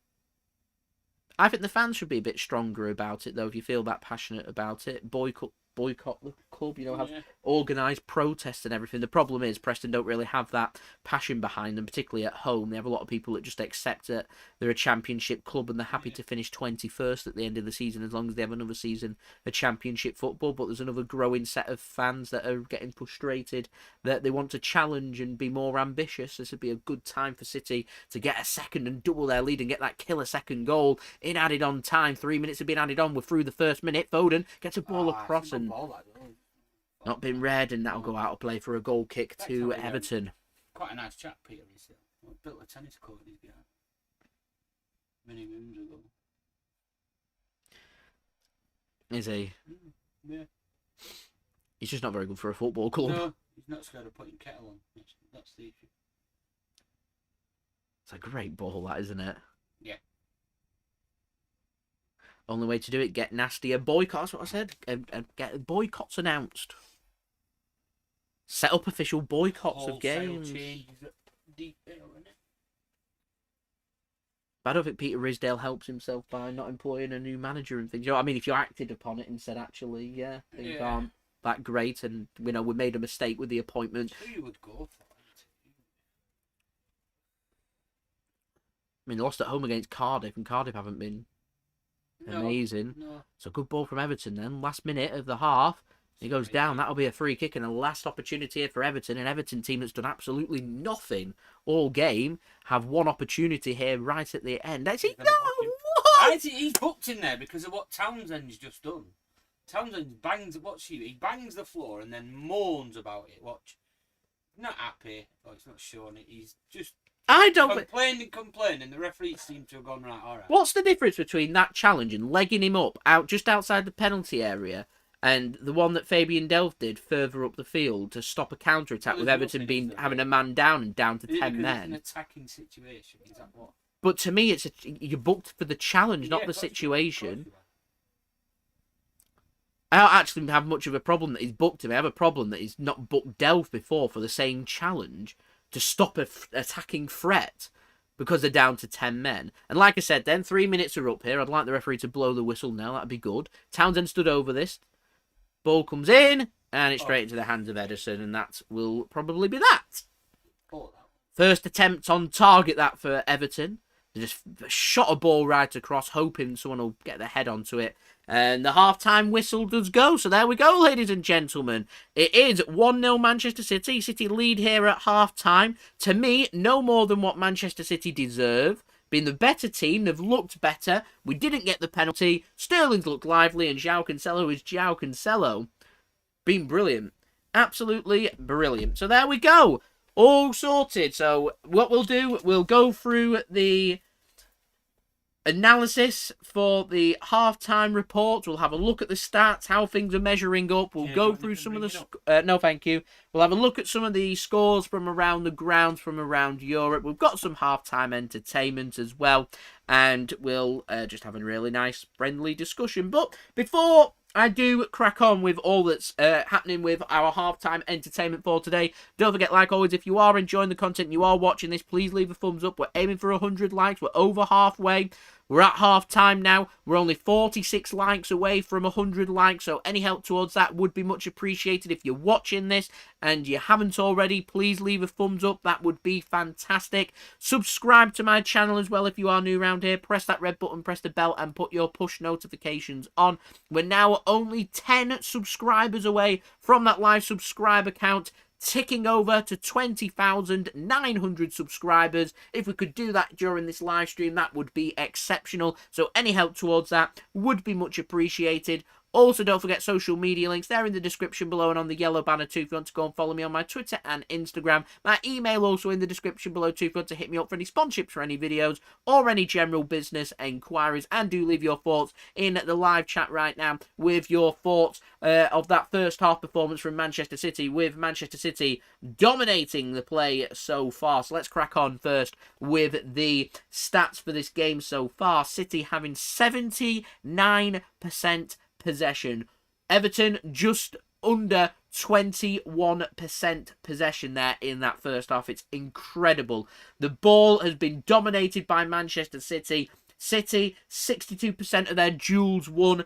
85% of their aerial duels won as well. This is consistent pressure from Manchester City, with the majority of the play being played in the Everton half as well. This is a complete dominating performance from Manchester City. The only thing that's lacking is more goals. We got our goal through Raheem Sterling with a great ball. It shows Everton's intent. They're here to sit deep and frustrate Manchester City. We've got that all-important goal. Everton need to come out and try and make something happen. First 10-15 minutes of the second half, crucial. City need to make sure they're not conceding, open that game up and take their opportunity when it arises. Look for that killer second goal. If City can score next, I'm confident we can go on to win this game and get the 3 points. In terms of attacking stats, 9 shots, 4 on target for Manchester City with 1 goal. Everton 3 shots, 1 on target, no goals. Their only shot coming on target right at the end with that shot from Townsend from that free kick going straight into the arms of Ederson. Other than that, not really come forward all that often. When they have, they've looked to try and put City under pressure with their quick counter-attacks, which have so far been limited by Manchester City and limited well. I do think that Everton, if they want to come forward, would be better having the pace out on the right-hand side, their right-hand side, rather than the left-hand side, because when you're trying to counter-attack against a defensive Kyle Walker who can match you like-for-like with pace, you're going to struggle to do that. And that, to me, is where the errors are. In terms of shot accuracy, 44% for Manchester City, 33% for Everton. 2 block shots apiece for both teams. 1 shot onto the woodwork for Manchester City, which was from Ilkay Gundogan's lobbed-headed attempt, which hit the top of the crossbar and went out for a goal kick. 7 shots inside the box, 2 outside the box for City, and 2 shots inside the box and 1 outside the box for Everton. In terms of defensive stats for this game, 10 tackles for Everton, 9 for Manchester City. 9 tackles attempted by Manchester City, a 100% tackle completion rate, which is very, very impressive. Players like Rodri have done amazingly well. Cole Palmer's pressed really well in this game, actually, and ran into the channels and looked to take his man on as well. I think overall this has been a good team effort from City. 50% of tackles won by Everton, and they've attempted 10. In terms of clearances, these are dominated by Everton. 10 clearances for Everton, just 1 for Manchester City. In terms of interceptions, 3 for Manchester City and 5 for Everton. In terms of passes, 402 passes for Manchester City at a pass completion rate of literally just under 94%. This is showing how dominant Manchester City have been. The only thing that's lacking is more goals for City, and if we do get more goals in this game, that sets us well on our way for picking up 3 points for this game. Everton, 108 passes at a pass completion rate of 68%, and they'll need to be having more possession, basically, and looking to build a little bit better from the back, be more accurate with their passing, and trying to put City under more pressure. They pressed really well. First 20 minutes, Everton looked solid defensively. They were putting City under pressure. From there, City have really dominated the game, and it's been one-way traffic. And City have found their goal, because if this was 0-0, I'd be saying we're looking, City have dominated, but it's frustrating so far. So the fact that we have got that goal changes not only Everton's team talk, but also City's team talk, and saying, well, you go Pep, more of the same. They're getting a replay of that ball from Cancelo and that finish from Sterling. It's scintillating. It's wonderful. In terms of crosses, 20 crosses attempted by Manchester City at a 10% cross completion rate. That's funny. And 1 cross attempted by Everton, which wasn't completed, so they're at 0%. In terms of fouls, 4 by Everton, 3 by Manchester City, and 1 yellow card apiece for both teams. Richarlison, the man on the yellow card for Everton, and Aymeric Laporte on the yellow card for Manchester City. And I think Fabian Delph should have been in the book there in the first half, and we should have had 3 yellow cards. But again, sticking with my betting tip, which is over 5 yellow cards in this game, so that's 6 yellow cards or more is what I'm going for. Yeah, and I'm also sticking to my score prediction, which is 2-0 to Manchester City. So they're my thoughts. Do let me know your thoughts in the live chat of what you made of that first half from Manchester City. Hoping City can put Everton to the sword in the second half and get the 3 points, as we're now 40 likes away from 100 likes. So any help towards that would be much appreciated. So we're going to head around the grounds now, have a look at these scores from around the grounds. In the Premier League, we know it's 1-0 Manchester City at half-time against Everton. In the other game, it's Spurs taking on Leeds with a 4:30 p.m. GMT kickoff time. In the Women's Super League, it's finished Manchester United Women's 0, Arsenal Women's side 2, Chelsea Women's side 4, Birmingham City Women's side 0. That's half-time. Leicester City Women's side 0, Everton Women's side 0. That's also half-time. And Reading Women's side 1, Brighton and Hove Albion Women's side 0. Also half-time. And at 3 p.m, you've got West Ham Women's side taking on Tottenham's Women's side as well. In the Championship earlier on today, Derby picked up a good win, winning by 3-2 at home against Bournemouth. They did go 1-0 up in that game, Derby did. Then it went 2-1 before half-time to Bournemouth. And then 2 second-half goals from Tom Lawrence has seen Derby County win that game and move them actually onto... I think it's moved them out of negative points. It hasn't. It's moved them on to 0 points in the Championship. In the Women's Championship, Coventry Ladies 1, Durham Women 0 finish. Sheffield United Women's side 1, Lewis Women's side 3 finished. Half-time scores, Blackburn Rovers Ladies 0, Crystal Palace Women's side 1, Charlton Athletic Women's side 1, London City Lionesses 0 at half-time. And at 3 p.m, you've got Watford Women's side taking on Bristol City's Women's side. In the Scottish League Cup, you've got Rangers taking on Hibernian at 4 p.m. to play Celtic in the final after they beat St Johnstone by 1-0 yesterday. In Spain, in La Liga, it's finished Getafe 4, Cadiz 0. You've got Granada taking on Real Madrid at 3:15 p.m. GMT. Elche taking on Real Betis at 5:30 p.m. GMT. And Real Sociedad taking on Valencia at 8 p.m. GMT. In the Bundesliga, in the 26th minute, it's currently Freiburg 0, Eintracht Frankfurt 0. Later on this evening at 4:30 p.m. GMT, you've got Mainz taking on Cologne. In Serie A, it's finished Sassuolo 2, Cagliari 2. At half-time, Bologna 0, Venezia 0, and Salernitana 0, Sampdoria 2 is another half-time score. At 5 p.m, you've got Inter Milan taking on Napoli, and Genoa taking on Roma at 7:45 p.m. In Liga 1, it's finished Brest 4, Lens 0. Half-time scores, Angers 0, Lorient 0, Metz 1, Bordeaux 2, Strasbourg 0, Rennes 1, Troyes 0, Saint Etienne 0. You got Clermont taking on Nice at 4 p.m. and at 7:45 p.m. GMT. You've got Lyon taking on Marseille. In the Eredivisie, the last of the updates, you've got Go Ahead Eagles 0, Groningen 1 finished. Currently in the 69th minute, Feyenoord 4, PEC Zwolle 0. In the 70th minute, it's Heerenveen 1, Willem 2 1. You've got Vavelgik taking on Ajax at 3:45 p.m. GMT. And you've got Camber taking on FC Utrecht at 7 p.m. GMT. And that's keeping you guys all up to date with all the scores from around Europe. So I do have some halftime entertainment, so I can just have a drink and freshen up slightly, ready for the second half for you guys to enjoy. And this is provided for you by my partner channel, Mixed. Link is in the description. Go and subscribe to him. He's on the push towards 1,100 subscribers, now only 30 subscribers away from that goal. This is him providing today's halftime entertainment with the Halloween drinks all done and dusted. He's been building up through November with some interesting drinks, starting off today with the How to Make a Baby Guinness, which is 2 version shots. Enjoy. What's going on, guys? Mixed here, back again for another shots video, and today's video, guys, is the Baby Guinness, and I will show you how to make this shot. So to make the Baby Guinness, there's 2 versions of it, and I will make both of them. So I will start off with the classic take on it. So get your shot glass. Right, so to make a Baby Guinness, pour in 90ml or 3 ounces of colour. So fill it up to the 2/3 of the glass. So as you can see, CL means mil like that. So, and now to carefully layer on the Bailey's Irish Cream on top of the Kahlua. Because I just love Kahlua. It's one of my favourite drinks to use. The Black Russian, which is Kahlua. It's a coffee-based liqueur.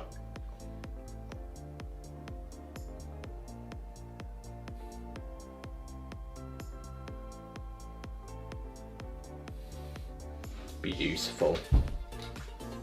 So to make this version of the Black Guinness, it's a Black Sambuca in place of Kahlua. Because basically it's like a slippery nipple, but with the Black Sambuca.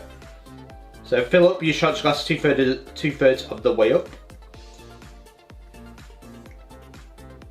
And once more, slowly layer on top the Bailey's Irish Cream.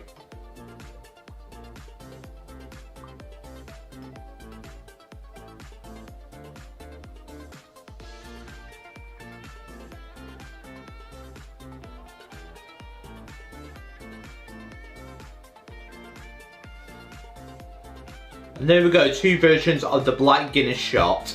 And there you go guys, that is how you make the Black Guinness. Got to say two variations of it. It's basically just a slippery nipple shot really, but with the Black Sambuca. But it looks like Guinness, that's where it gets its name from, babe, Guinness. Looks like Guinness.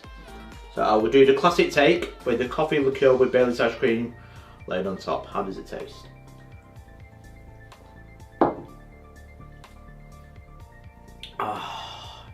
Beautiful. Beautiful. Anyone that knows me, I just love Kahlua, I do like that. I just love Kahlua, I just do. Because I love the Black Russian, it's one of my favourite drinks to have, and the Kahlua just adds to it. I just love coffee based cocktails like that, because I just love it. Right, now how does the it's Sambuca, that's what I'm going to say, it's Sambuca, so that tells you all you need to know about this one, this version of the Black Guinness. Cheers.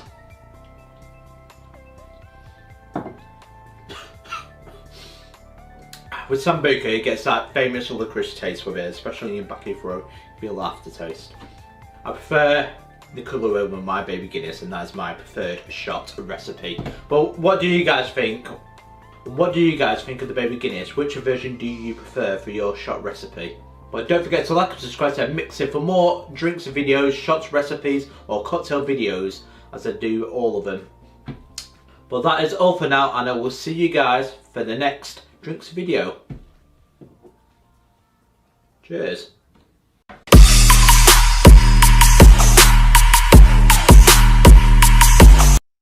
Thank you very much there to Mixed for providing today's half-time entertainment for this game between Manchester City and Everton, which is at half-time 1-0 to Manchester City. So we are just waiting for the second half to kick off here for this game.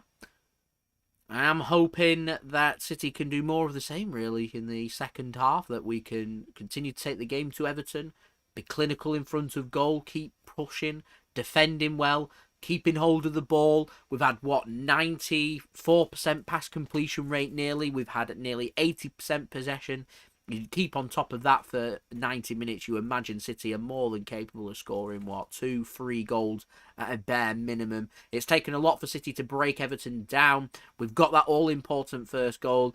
I'm wondering if Everton are going to come at City the first 10-15 minutes to try and make something happen in this game, or whether Everton are just going to sit off Manchester City and see where they go and wait for the last 10-15 minutes before changing it up and seeing if they can make something happen. Interesting to see. I personally would try early in the first half, first 5-10 minutes, to see if they can get something to happen and then move from there, is what I'd be looking for. I'm just getting a highlight of the F1. I'm not too sure on the font what's happening with the F1. Hamilton's leading from Verstappen. Is Verstappen second? Yeah. What's the right to continue? You got a 5-place penalty. What's the points looking like? I think if Hamilton wins, he goes back to the top. It's very close. It's very close, mate. Hamilton seems to have the momentum. They've changed the suspension on the car, haven't they? And put a new engine in it, and I think it just might just have enough in the tank, yeah, barring 1 or 2 driving errors, which could be crucial in deciding who takes that F1 title, really. Yeah. There can't be many Grand Prix left now they're in Qatar. No, there's only 2 after this. 2 after this. Where have they got? Saudi Arabia and then Derby, Abu the Dhabi. last one, isn't it? Yeah, it could be Saudi. Yeah, Saudi Arabia and Abu Dhabi. Let's have a Well, we look. go. Right, players are coming out now for the second half for this game. Roles reversed. It will be Manchester City attacking from right to left and Everton attacking from left to right. Not sure if there's any changes have been made. Verstappen's got 332 points and Hamilton's got 318. How many points do you get for a first place?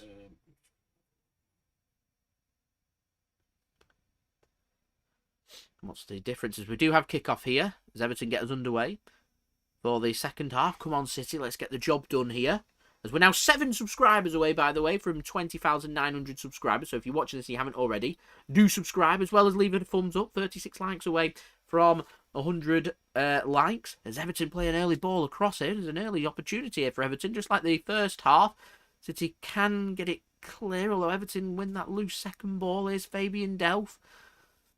Everton ping it across. It's a good ball. It's Iwobi that's gone down the right-hand side early in this second half as a ball comes across. Headed clear by Aymeric Laporte for Manchester City. Gundogan tries to put pressure on. Ball gets played to Coleman. He goes down under a challenge from Cancelo and a free kick going to be given. Cancelo's claiming he's not touched him. Looks to be nothing wrong with Coleman there. Has he managed to buy a cheap free kick or is there a genuine contact here? I'm not sure there's much in that at all, if I'm honest. Very cheap free kick. But a free kick here nonetheless for Everton to attack and some defending for City to do early in this second half. Everton seemingly going down what I was recommending, which is try and put City under pressure in the second half, in the first phase of this second half. See if they can make something happen. Free kick here for Everton. Halfway between the corner flag and the penalty area on the Everton right-hand side. So a chance here for Townsend on his left foot to whip something in. And like I said, a bit of defending here for City to do. It stays Gets played in. It's headed clear by City. Delph tries to line one up. Hooks the ball back in and it's collected by Ederson.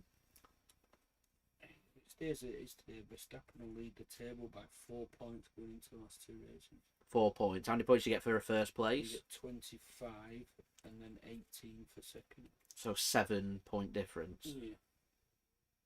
So realistically, if that stays the same, Verstappen needs probably to win. It's going to go to the last 2 races. Yeah. One more win for Verstappen Wins it. wins it, but it looks like it's going to go right down to the wire. Last race. Yeah, because Interesting last if he Formula One. gets a first today, Hamilton, and then gets a first next week, he goes in front by like 4 points. Yeah. And second place finish isn't good enough to hold off a thingy, is it? No, so Verstappen needs a win in the last. Yeah. Today and the next 3 races, or the rest of today and the next 2. So Everton can clear their lines here. Coleman finds Iwobi inside their own half. City managed to force Everton up the field. Richarlison tries to get a pass threaded in for Townsend. It's cut out by Laporte, who plays it to Ederson, who plays it back to Laporte, and City can come away with the ball here now. So a nervy little 3 minutes that for Manchester City, but dealt with comfortably. Interesting that Iwobi's gone to the right-hand side, not the left-hand side. And like I said, when you're wanting to use pace, you're going up against Walker, you're not going to have much success. So they're going to try Cancelo, who likes to get forward more than what Walker does, and certainly not as quick as Walker either, is what they're looking for. Here's Phil Foden then. To Rodri. It's not a bad ball that, and Walker can put his jets on and he gets there, stops it from going out of play. Here's Bernardo Silva then, halfway through the Everton half. Rodri playing it towards Foden. It's a good ball to Foden. Gets a touch inside the penalty area, twisted and turned. He's got nowhere to go. Cancelo loves an assist. He's got nowhere to play a ball into though. An 8.5-second lead.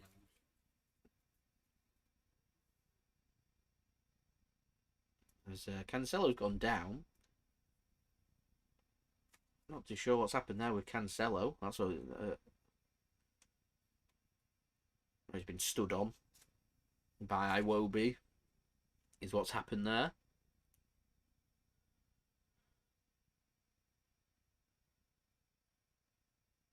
This referee's rubbish. How does the referee not see that?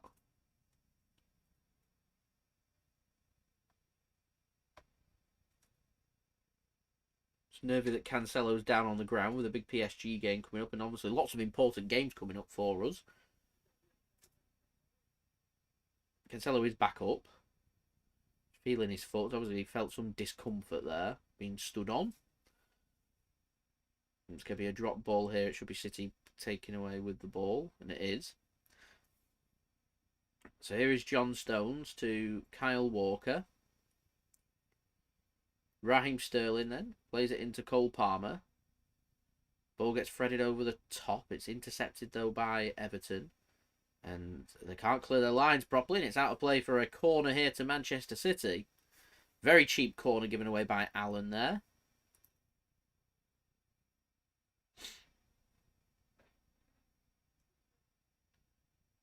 It's sliced. Oh yeah, it hits his other foot as he goes to clear it, and it just goes out of play for a corner, which Foden's going to take.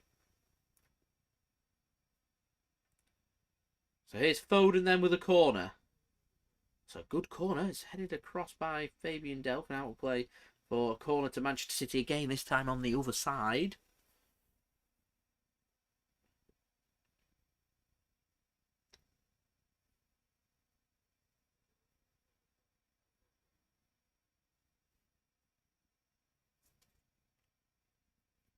Here is Gundogan now.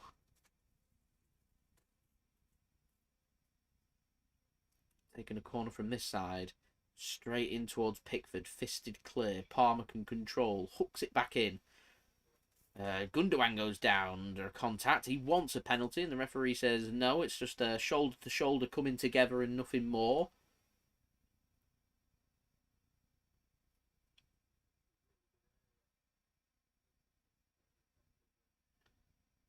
I don't think that was a penalty, if I'm honest.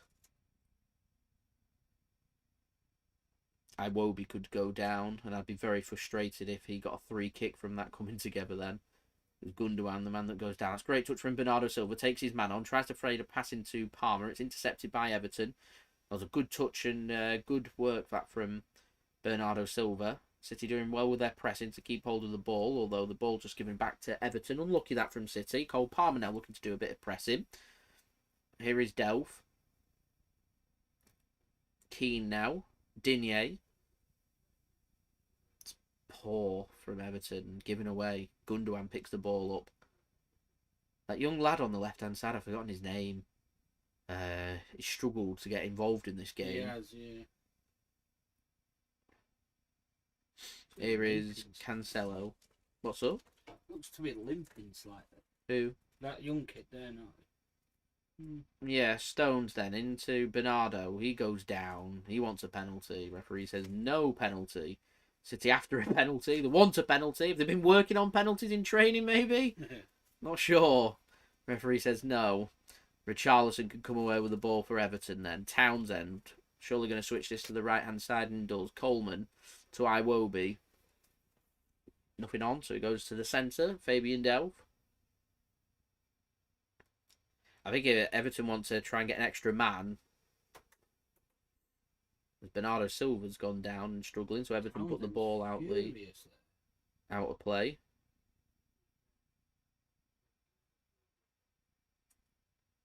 Isn't out? Kick the bottom of his foot. Yeah. I think if Bernardo went down under the initial kick, he might have fooled the referee, but considering he takes another touch, sees the ball going away from him, then thinks, right, I'll go down. There's nothing much in that from Bernardo. I think Bernardo wanted a penalty and wanted VAR to look at it, so he's gone down in the hope that VAR would be able to stop and have a look at it because he thinks it's a penalty. I think might be the situation that's happening there. I'm not sure. I don't know. I don't know. He does kick his foot. I mean, if Bernardo goes down on that kick, there's a question to be asked.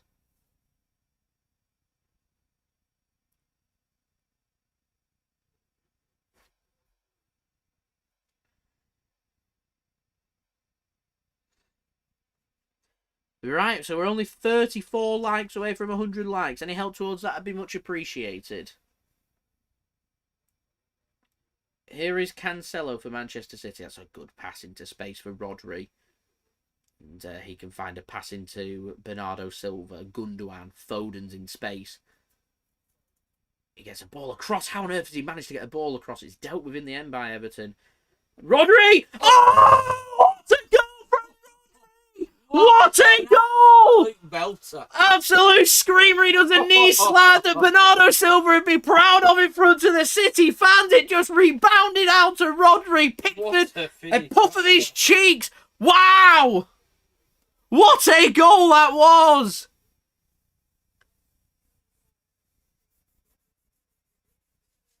Wow, what a hit that was! Wow! Struck with his right foot into the top corner. He's what? 25 yards out. It's a brilliant goal from Rodri. And doubles Manchester City's lead. Just what the doctor ordered. Just what the doctor ordered here. Shot outside the box. Shot outside the box. Rodri, Cancelo, two outstanding players for City so far this season. Cancelo gets an incredible assist. Rodri gets himself a stunning goal. No Kevin De Bruyne. No problem for Manchester City. Riyad Mahrez is going to come on now. Who's this going to be for? Surely for Phil Foden. I expect so, wouldn't you? Surely. He already took a little knock, hadn't he? So.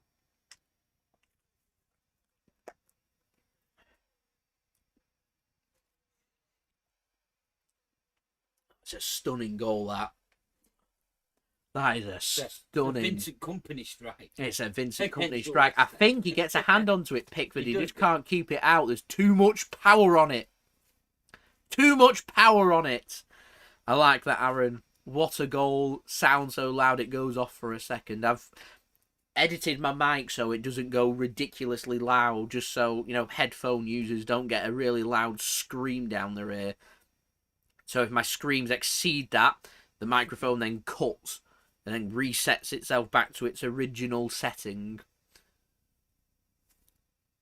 I mean, I get very excited about goals like that I scream and shout. But it's a brilliant finish. And it is Phil Foden that does go off here for Manchester City. And Mahrez is the man that comes on. Surely going to be Sterling on the left and Mahrez on the right, you would think. Yep, that's exactly what's happened. As a slice clearance from Pickford goes out of play for a throw-in.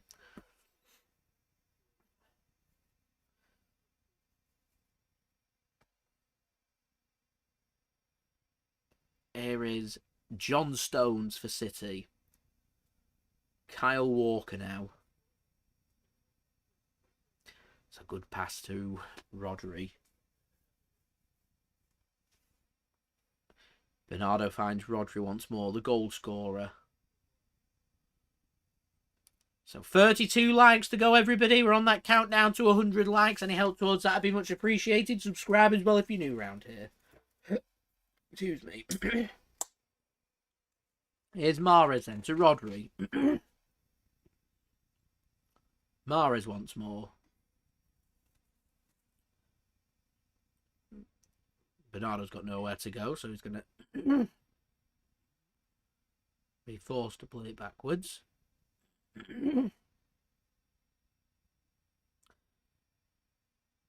Here's Walker. Tries a disguised pass, but it's intercepted.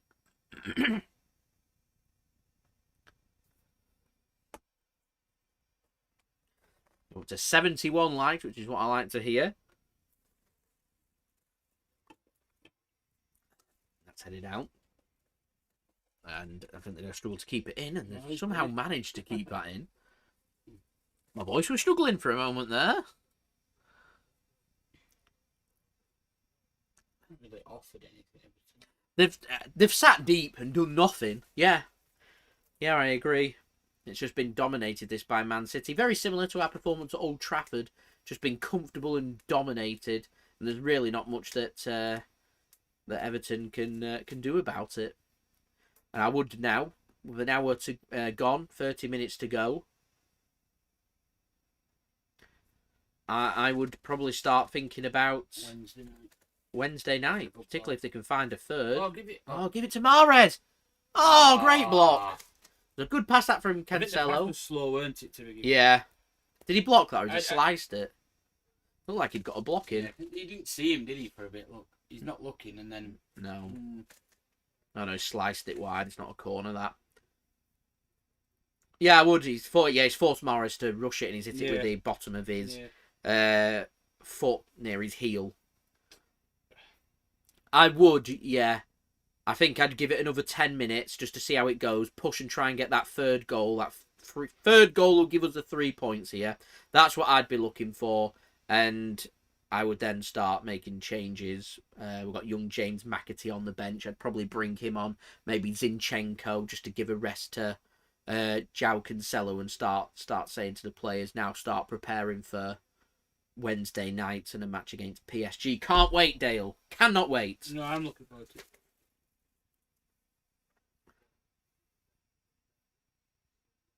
I'll be happier on Tuesday night when I can watch Champions League football.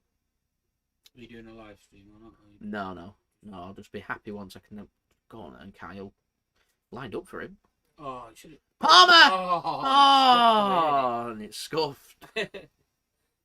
Kyle Walker should have shot him. He should when it was lined up for him. Yeah. We're now 29 likes, everybody, away from 100 likes. Any help towards that would be much appreciated. How many subs are we away? We're still 7.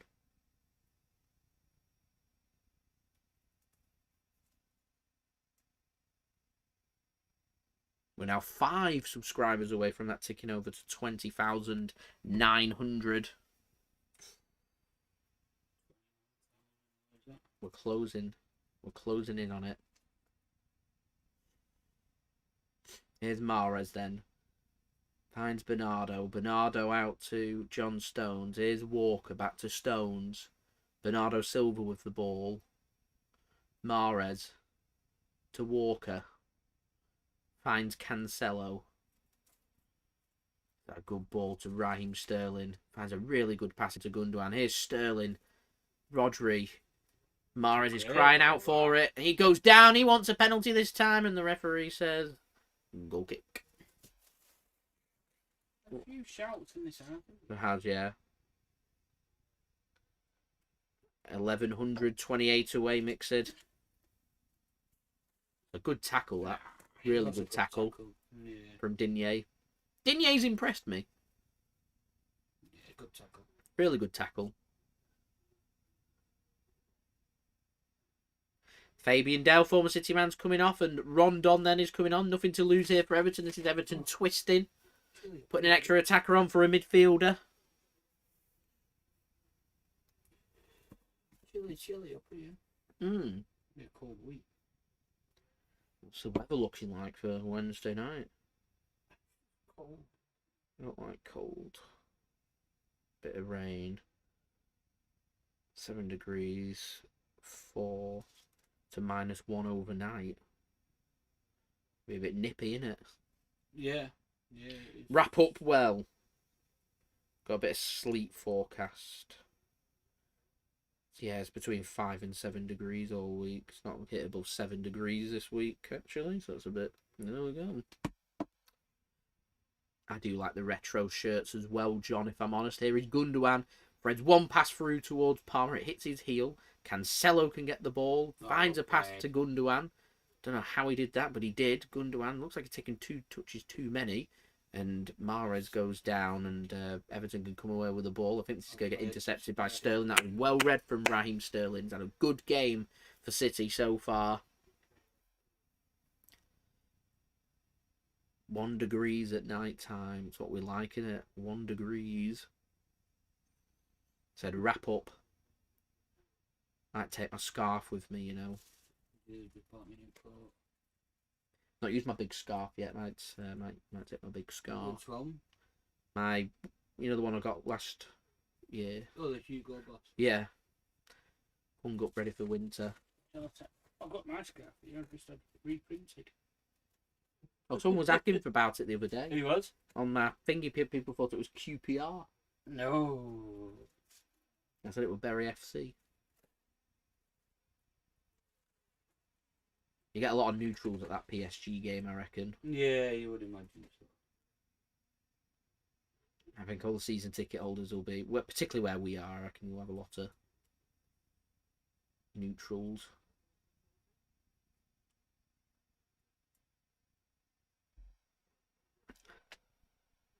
So here's City then coming forward. Walker to Mahrez. Gets a good pass into Rodri. Drops a shoulder well. Passes it out to Laporte.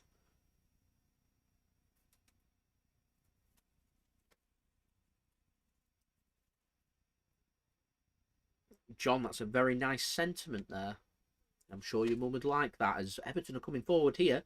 Here's Townsend then up against Laporte. Laporte needs to stop sticking a foot out. Iwobi gets a ball across and John Stones can't get a full clearance. Laporte can't get a full clearance. Townsend scored a wonder goal once at the Etihad.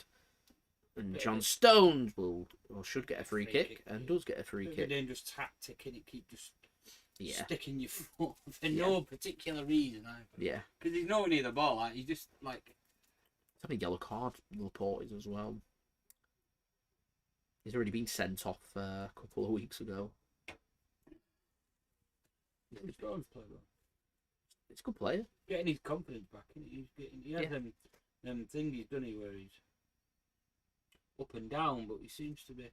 He's one of them players who needs games, doesn't he? And when he plays regularly, and keeps away from injuries. And over the last 18 months, he's kept away from injuries, so he's looked really good. Yeah. Doesn't look anywhere near as good for England what he does for City, but it's probably because he's got better partners at City, not Harry Maguire. And there's some of the problems that was mentioning that are still there, even though Ole Gunnar Solskjaer has left. Yeah. Still got an expensive Harry Maguire, who plays because you paid a lot of money for him and shouldn't. They signed Cristiano Ronaldo and they didn't need to.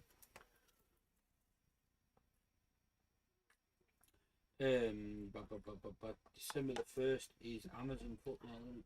Yes. Liverpool Everton. Oh, that's that weekend. The big coup. Yeah. We've got Aston Villa away. Are they all on? Are they split between They are, games? yeah, it's that thing again. I'm surprised Amazon haven't got more games. Premier League games, cup competitions or something. Yeah, it seemed to have the Christmas last year, weren't it? Oh, no, Christmas. They had actually, no, I lied. Year as well. They had 2 stints, didn't they? They had the Boxing Day ones, Yeah, didn't they did, yeah. But that was when there was no fans and no one really that bothered. People are a bit more bothered. People are very passionate about Boxing Day football here in England. And we've got an awkward... Christmas Day and NFL, isn't it? We've got our big game, to be fair, against Leicester City, which hasn't been selected for TV on Boxing Day. At home. Aye. If it weren't 50 quid for a ticket, I'd be almost tempted to go to that. I don't know if it's like 30 quid or 35 quid. No, I don't think it will. That's true, yeah. Anyway, and I lie, it's not 50 quid, it'll be 45 with my membership discount, but still a lot of money for... It is at Christmas time. Like... A lot of clubs should do discounts around that time, shouldn't they? Yeah. I said to you, didn't I, Ipswich, 3 games for 15 quid for adults. Yeah. Yeah, I remember you can't more than that, can you, in December? No. 3 home games in December, I think it's 15 quid. And kids, I think under 16s are £3.15 kit, and under 12s are a quid each. Should be a free kick, and is against Cole Palmer. But you make money off buying shirts, merchandise. Yeah, of course you do.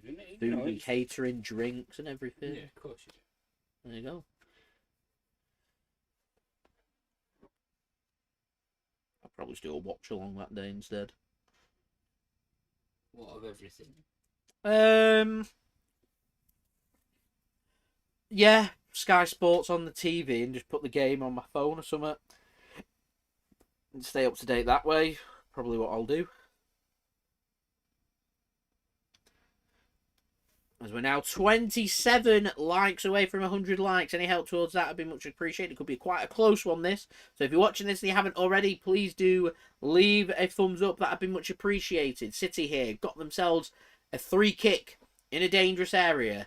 35 yards out from goal. Probably a bit too far out to be having an attempt, really. Mahrez, the Walker stood over it. Mahrez has just taken 3 steps back, though, so he might fancy having a shot here. I think he might well have a shot here, you know. He does. And straight into the hands of Jordan Pickford. Lewis Hamilton wins the Qatar Grand Prix. As he won it as Verstappen second. Verstappen second, it reduces it to 8 points. 8 points now. 2 races to go. So, second place next week for Verstappen and first for Hamilton keeps Verstappen on course. On top, doesn't it? By a point. Chance here for Everton. Townsend lined up. Iwobi. Slightly out wide, drifted in. Richarlison goes for a really dramatic finish. Point. Yeah, so it goes down. It'll go down to the last one. Yeah. And they need to win the last race. Yeah. So you fancy a Verstappen win next week? He'll send that to 11 points, and that might just be. That's it. Game over. Probably game over. Yeah. So Hamilton needs to win next week. Next week as well. He goes to the top, and then it'll be a winner. Basically, Abu Dhabi will be winner takes all. Winner takes all. If Hamilton obviously wins next week. So basically, we want Hamilton to win next week. Have a winner takes all. Oh yeah, because so like I say, 8 points. If he wins next week, it'll be 1 point. So, interesting. 1 point. Here is Ilkay Gundogan then for Manchester City. Plays a pass into Aymeric Laporte. Laporte coming forward for City. To Cancelo. He threads a pass out to John Stones. Finishes third. Stones now to Walker. Game's just gone a bit flat. This is where I'd start. City have got through that little 10-minute spell where I said Everton might be able to get themselves back in it, and I'd be pushing to try and get the third. We haven't got the third. I'd get Zinchenko on for Cancelo would be my next change. Give Cancelo a rest. We don't want him to be injured for that match against PSG. He could be crucial for that game. And then the last change would just be McAtee to come on for a Bernardo or a Gundogan or whoever wants to come off. And could do with a 10-minute break. That's good work from Mahrez. I think Mahrez starts against PSG. I think we're going with Mahrez, Sterling.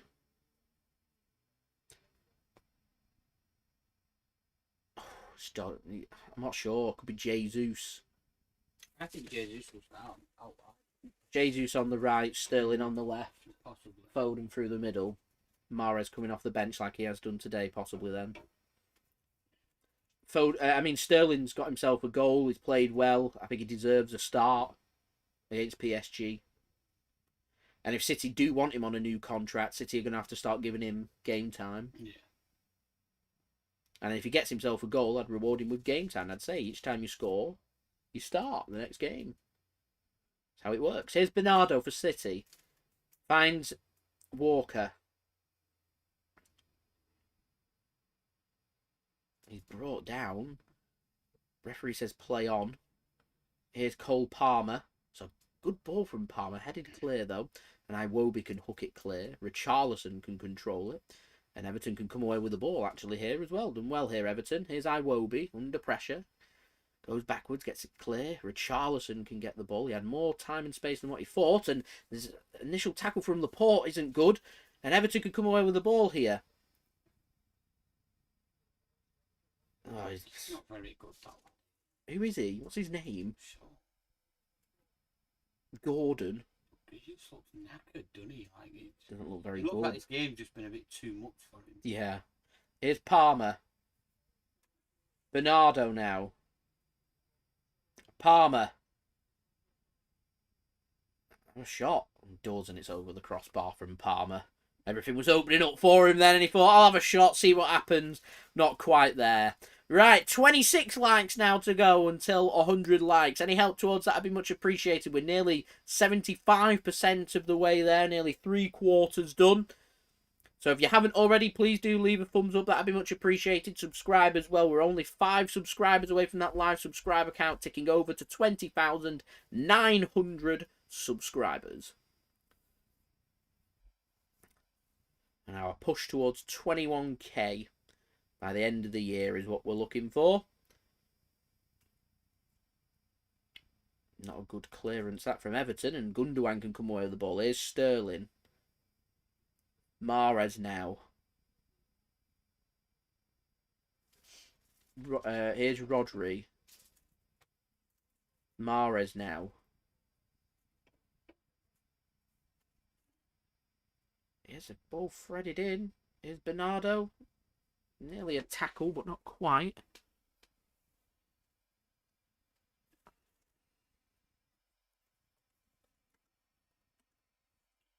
Just wondering whether, because I've got one watching Messi, I have to get tickets to go and watch Ronaldo just to say you've seen them both.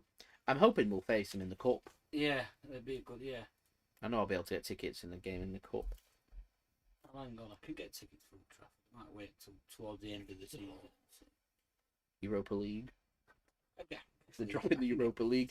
So Nathan Ake is the man that's going to come on. Aymeric Laporte's the man that's going to come off.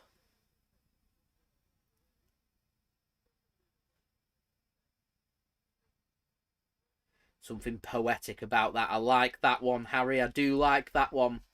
As we are on 75 likes. 25 to go.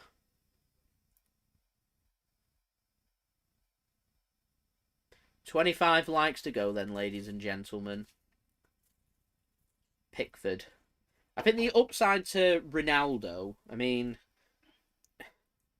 you'll be able to see him next season as well. Yeah, that's true. Cancelo's going to nip ahead of Iwobi and get that clear. Only as far as Townsend, though, and Sterling's having to put him under pressure. Nathan Ake's on for Laporte. Where's Townsend quick? He's done well to keep hold of the ball, to be fair. Yeah. He's done well to get a ball across. Here's Rondon. I think it's the first time I've seen Rondon actually touch the ball since coming on. That's a great ball. It is a good ball, and Coleman's managed to keep hold of the ball. How he's kept hold of the ball, no opportunity from about. There we go. He's got nowhere to go. He's just had a big dribble right from City's near post out wide, and Ederson's going to collect that one. From a defender, that's a great play. 24 likes. Let's go. Let's get this countdown. 24 likes to go to 100 likes. And Aaron Dale's discussing Cristiano Ronaldo. Said he gets to see Messi. He'd like to see Ronaldo and complete the mix.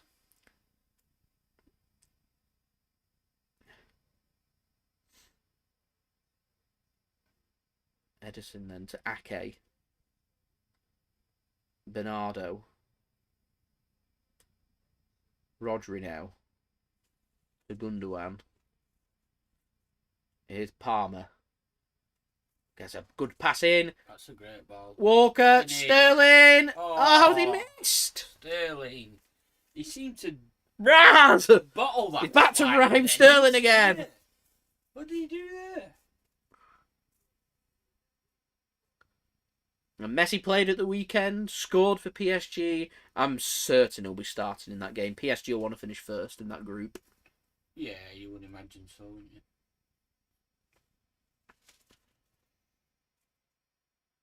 That was a great ball from Walker. That should have been buried by Raheem Sterling. Should have been buried. It was a good pass that from Palmer into Walker as well. Was it Palmer? I think it was. Or Gundogan? I can't remember who. That was good play from City. That should have been the 3 points all wrapped up. Should be nice and snug in bed. Cosy, warm, knowing it's going to be 3 points. 3 goals. Ready for PSG on Wednesday. I agree, Seamus should be 3. Right, guys, 23 likes to go. Any help towards that would be much appreciated. Let's get to 100 likes. It's been a very enjoyable watch-along. It's been a good performance from Manchester City. To me, deserves 100 likes. Let's get it to 100 likes. Any help towards that would be brill. Here is Mahrez now to Walker. Mahrez once more. Walker. I'm waiting for that all-important FA Cup draw. Is what I'm waiting for. Seeing who's playing who and what takes fancies and where. I want to go and do my hospitality video. A good ball over to Palmer and he's missed the header. He's missed the header. Oh, he's offside there, Walker. It wouldn't have counted. Wouldn't have counted. What's Sterling doing there? Why didn't he just poke that under? What's he doing? I don't really understand what Sterling was doing there. He's got caught.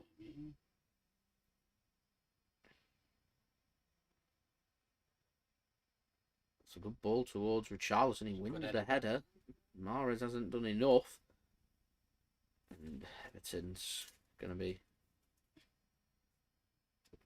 Well, they'll get a cross away. I thought it was just going to get pushed out and City can keep hold of the ball. But here's Rodri instead. Here is Bernardo Silva for Manchester City. Newcastle or someone decent away would do me for City, or a rubbish team at home so I can do my hospitality video would again do me nicely. Here is Richarlison then to Iwobi. Richarlison once more. Can't thread it through to Coleman. Picked off by Cancelo. Everton are getting stretched here, pushing forward. You fancy that City may get a third before the end. Here is Cancelo, and a good tackle there from Godfrey. Means it goes out of play for a throw in here to Manchester City. Here is Cancelo then to Palmer. Palmer's had a good game for City, actually. Which other game was it that he started where I thought he looked a bit out of his depth? I can't remember who it was. I remember commenting saying he looks a bit out of his depth.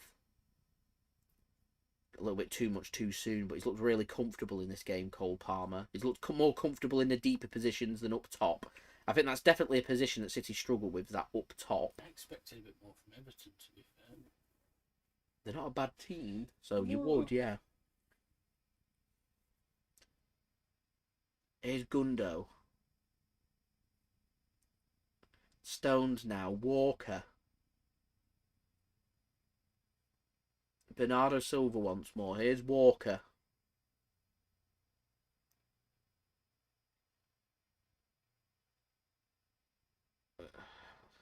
You see, it's a bit of a dangerous part of the game, because if Everton just get themselves a goal, they'll fancy that they can have a little push. So City just need to be careful that there's nothing left in this game for Everton. Here's Mahrez. City looks so comfortable, so dominating, so good. Don't want to give Everton anything. It'd be nice to get a clean sheet. It's not a good ball that from Walker. Thankfully, Sterling's going to get hold of the ball. Under pressure from Coleman. To be fair, he's not the best crosser. No. Particularly when he's going first time.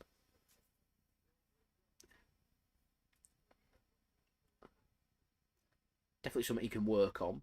That's a good ball from Rodri towards Mahrez, although it's just a little bit too much on it and it rolls out of play. We're now 3 subscribers away from 20,900 subscribers. I want to see which stadium I can sell out. What, 21? Oh. Have a look where we're at. England Stadium.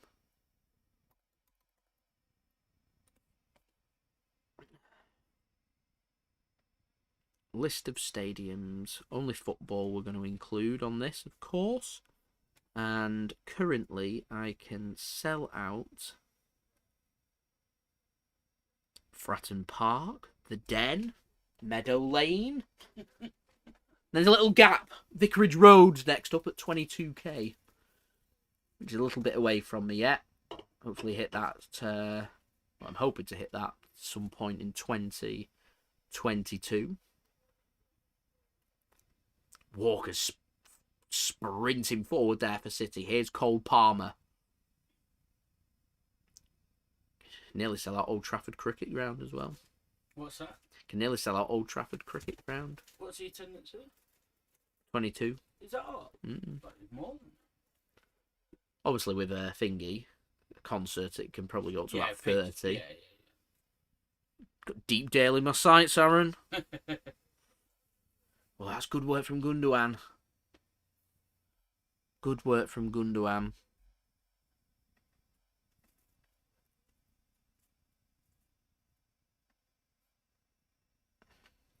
Excuse me.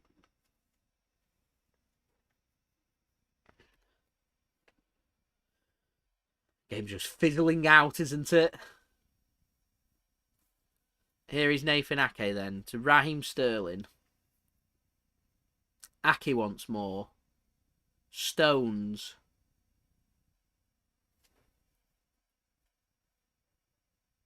Wow, Man City haven't conceded a set-piece goal so far this season in the Premier League. It's quite outstanding. 22 likes to go now, everybody. Can we get there? That's the question. 22 likes to go.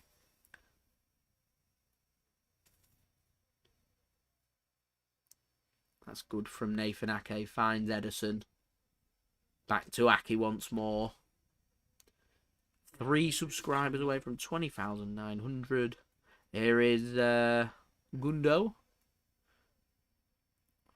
Anywhere? Anyone? Palmer has a shot. Oh, Bernardo Silva, and it's in! 3-0! Nixon says, watch Everton score a set-piece goal before the end. I hope not. We're just going to wait first. We're going to wait first. Make sure he isn't offside.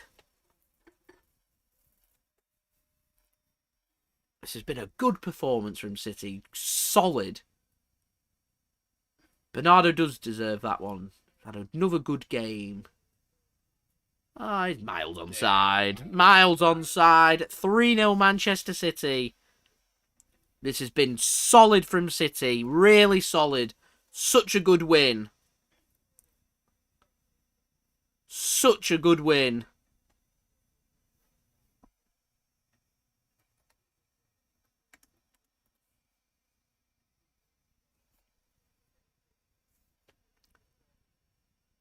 So 4 minutes to go in this game. Manchester City are leading by 3-0. It's going to be 3 points. Boy Racer, thanks for tuning in as well.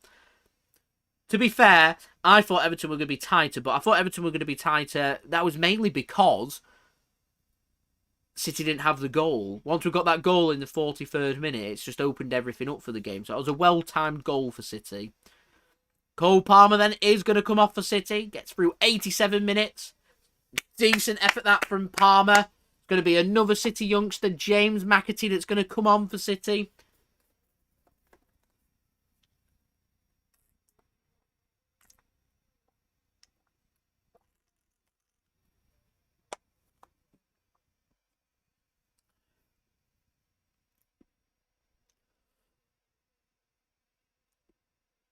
Good work that from Palmer.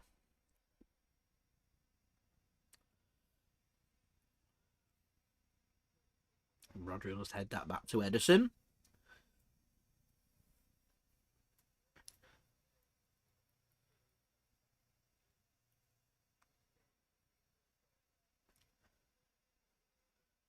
Game's well and truly flat and dead now, isn't it? Don't think there's any point in the fourth official adding anything on, really. May as well just coast this to 90 minutes, blow the whistle. Bring on PSG. Here's Bernardo then for Manchester City.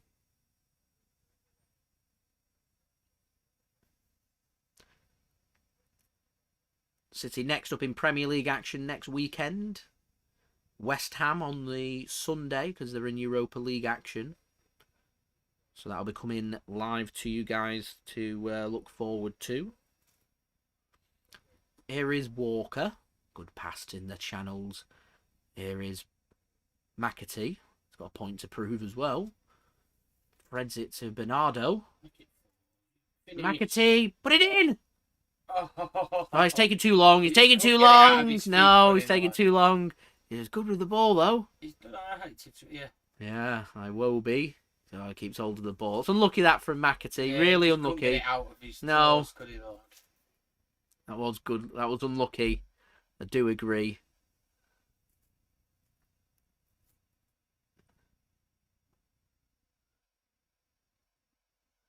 Oh, it's harsh there, Harry. Harsh. Should have scored. We'll let him off. It's 3-0. He's only just come on. He'll be rusty, and he's a young lad as well. Everton then coming forward. 89th minute. Don't want to concede and ruin our clean sheet. Excuse me. Here's Richarlison. intercepted well, that by Bernardo. Right, I think it's man of the match time. My JSGC man of the match, I think I'm going to give it to Rodri. An outstanding goal scored by him. His tackles have been brilliant. His pressing in the first half was fantastic. That first half performance from City went a long way into helping us getting that opening goal, which has helped us to get the result of where we're at now. As Tyler Onyango comes on for Allen for Everton in their final sub as well. But I'm going to give it to Rodri. I think Cancelo's unlucky to miss out. I think Bernardo's unlucky to miss out. I think Raheem Sterling's unlucky to miss out. I was going to say, Rodri. After everything we've said this week, Raheem Sterling, I think, has answered some questions. Yeah. Right to the answer. It's Rodri for me, though, that takes the man of the match performance. Cole Palmer put in a good performance, gave a good shift in as well. So, yeah, I'm sticking with Rodri for my man of the match. I'm sure there'll be lots of others that disagree. There's lots of people out there that will be thinking lots of other names as well. I mean, we kept hold of a clean sheet. Stones looks solid at the back. Kyle Walker's put a real good shift in. Oh, here we go. It's a corner to Everton. There's a chance here for that set-piece goal that we was talking about. The commentator's curse. 91st minute, 3 minutes added on, 2 minutes to go. Perhaps the last bit of defending here for City to do. Thanks for the support, not jabs. I appreciate it. Townsend, corner. Ederson collect, keeping hold of that clean sheet. I like that. Me gusta. 2 minutes then to go here. City lead by 3-0. On course for 3 points. Rodri's just been given the Sky Sports man of the match. I've just given him my JSGC man of the match as well. We're looking good. We're looking solid. We're going 3 points behind Chelsea once more. We're getting a +3 on our goal difference too. Everton want Rafa Benitez's head. They didn't like him from the start. I like him, are they? No. For his thing with... The thing is, it's only going to take a couple of yeah, rubbish results, and they're going to turn on him instantly. Yep. Should leave and go to United instead. To be fair, I'm quite surprised he didn't leave to go back to Newcastle. Back to Newcastle, yeah, I didn't. I'm quite surprised at that. I think he could well end up there. Yeah. Eddie Howe doesn't work out. I won't rule it out. I think Eddie Howe's just a stepping stone here by the end of the season, I reckon. Here's Sterling. Can City make this even better? Yeah, they've done it. McAtee, get that across the box. Oh, he goes for a shot himself. He wants that goal into the side netting and out of play for a goal kick in what may well be the last action of this game. City are going to win this one by 3-0. Yeah, right. I'll leave it to it now, mate. Thanks for tuning in, Dale. Much appreciated. Yep, City well on course. Did he get a hand to that then, the goalkeeper? Sure, no, Looked like he'd got a hand, but there we go. McAtee just shooting. I like it. Pickford then goes long. Headed clear by Stones. Is there anything else left in this game? You wouldn't think so. Everton just hook one clear towards Walker. He heads it back to Ederson. He's just going to take his time. We're coasting here, ready and waiting for the final whistle.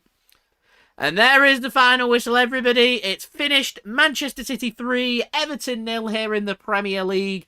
A scintillating, confident, comfortable performance from Manchester City gives City the 3 points. We're back up and into second place once more and 3 points behind Chelsea as well.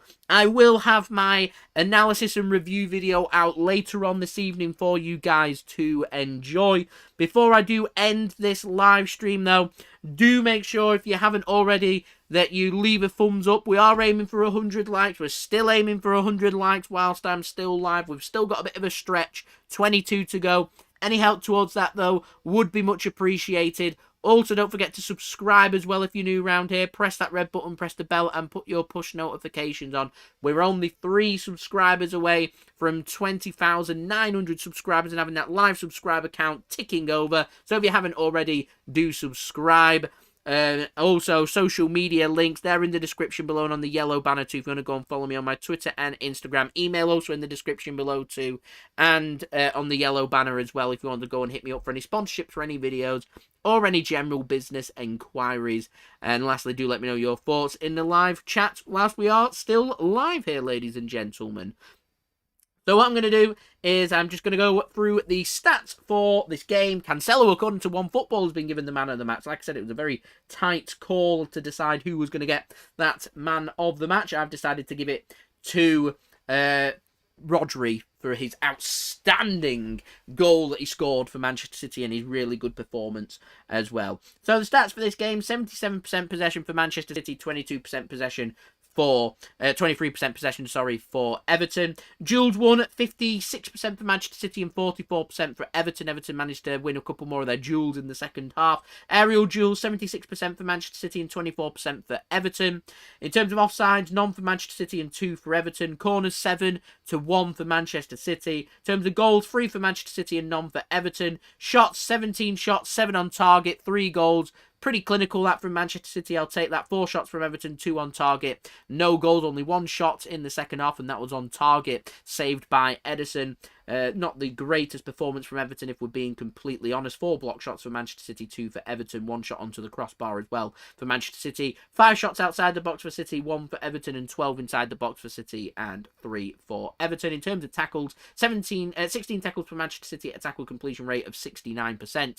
19 tackles for Everton at a tackle completion rate of just under 32%. 14 clearances for Everton, 7 for Manchester City, and 7 interceptions apiece. In terms of passes, City did get over 800 passes, 853 passes at a pass completion rate of just over 93%, which is excellent.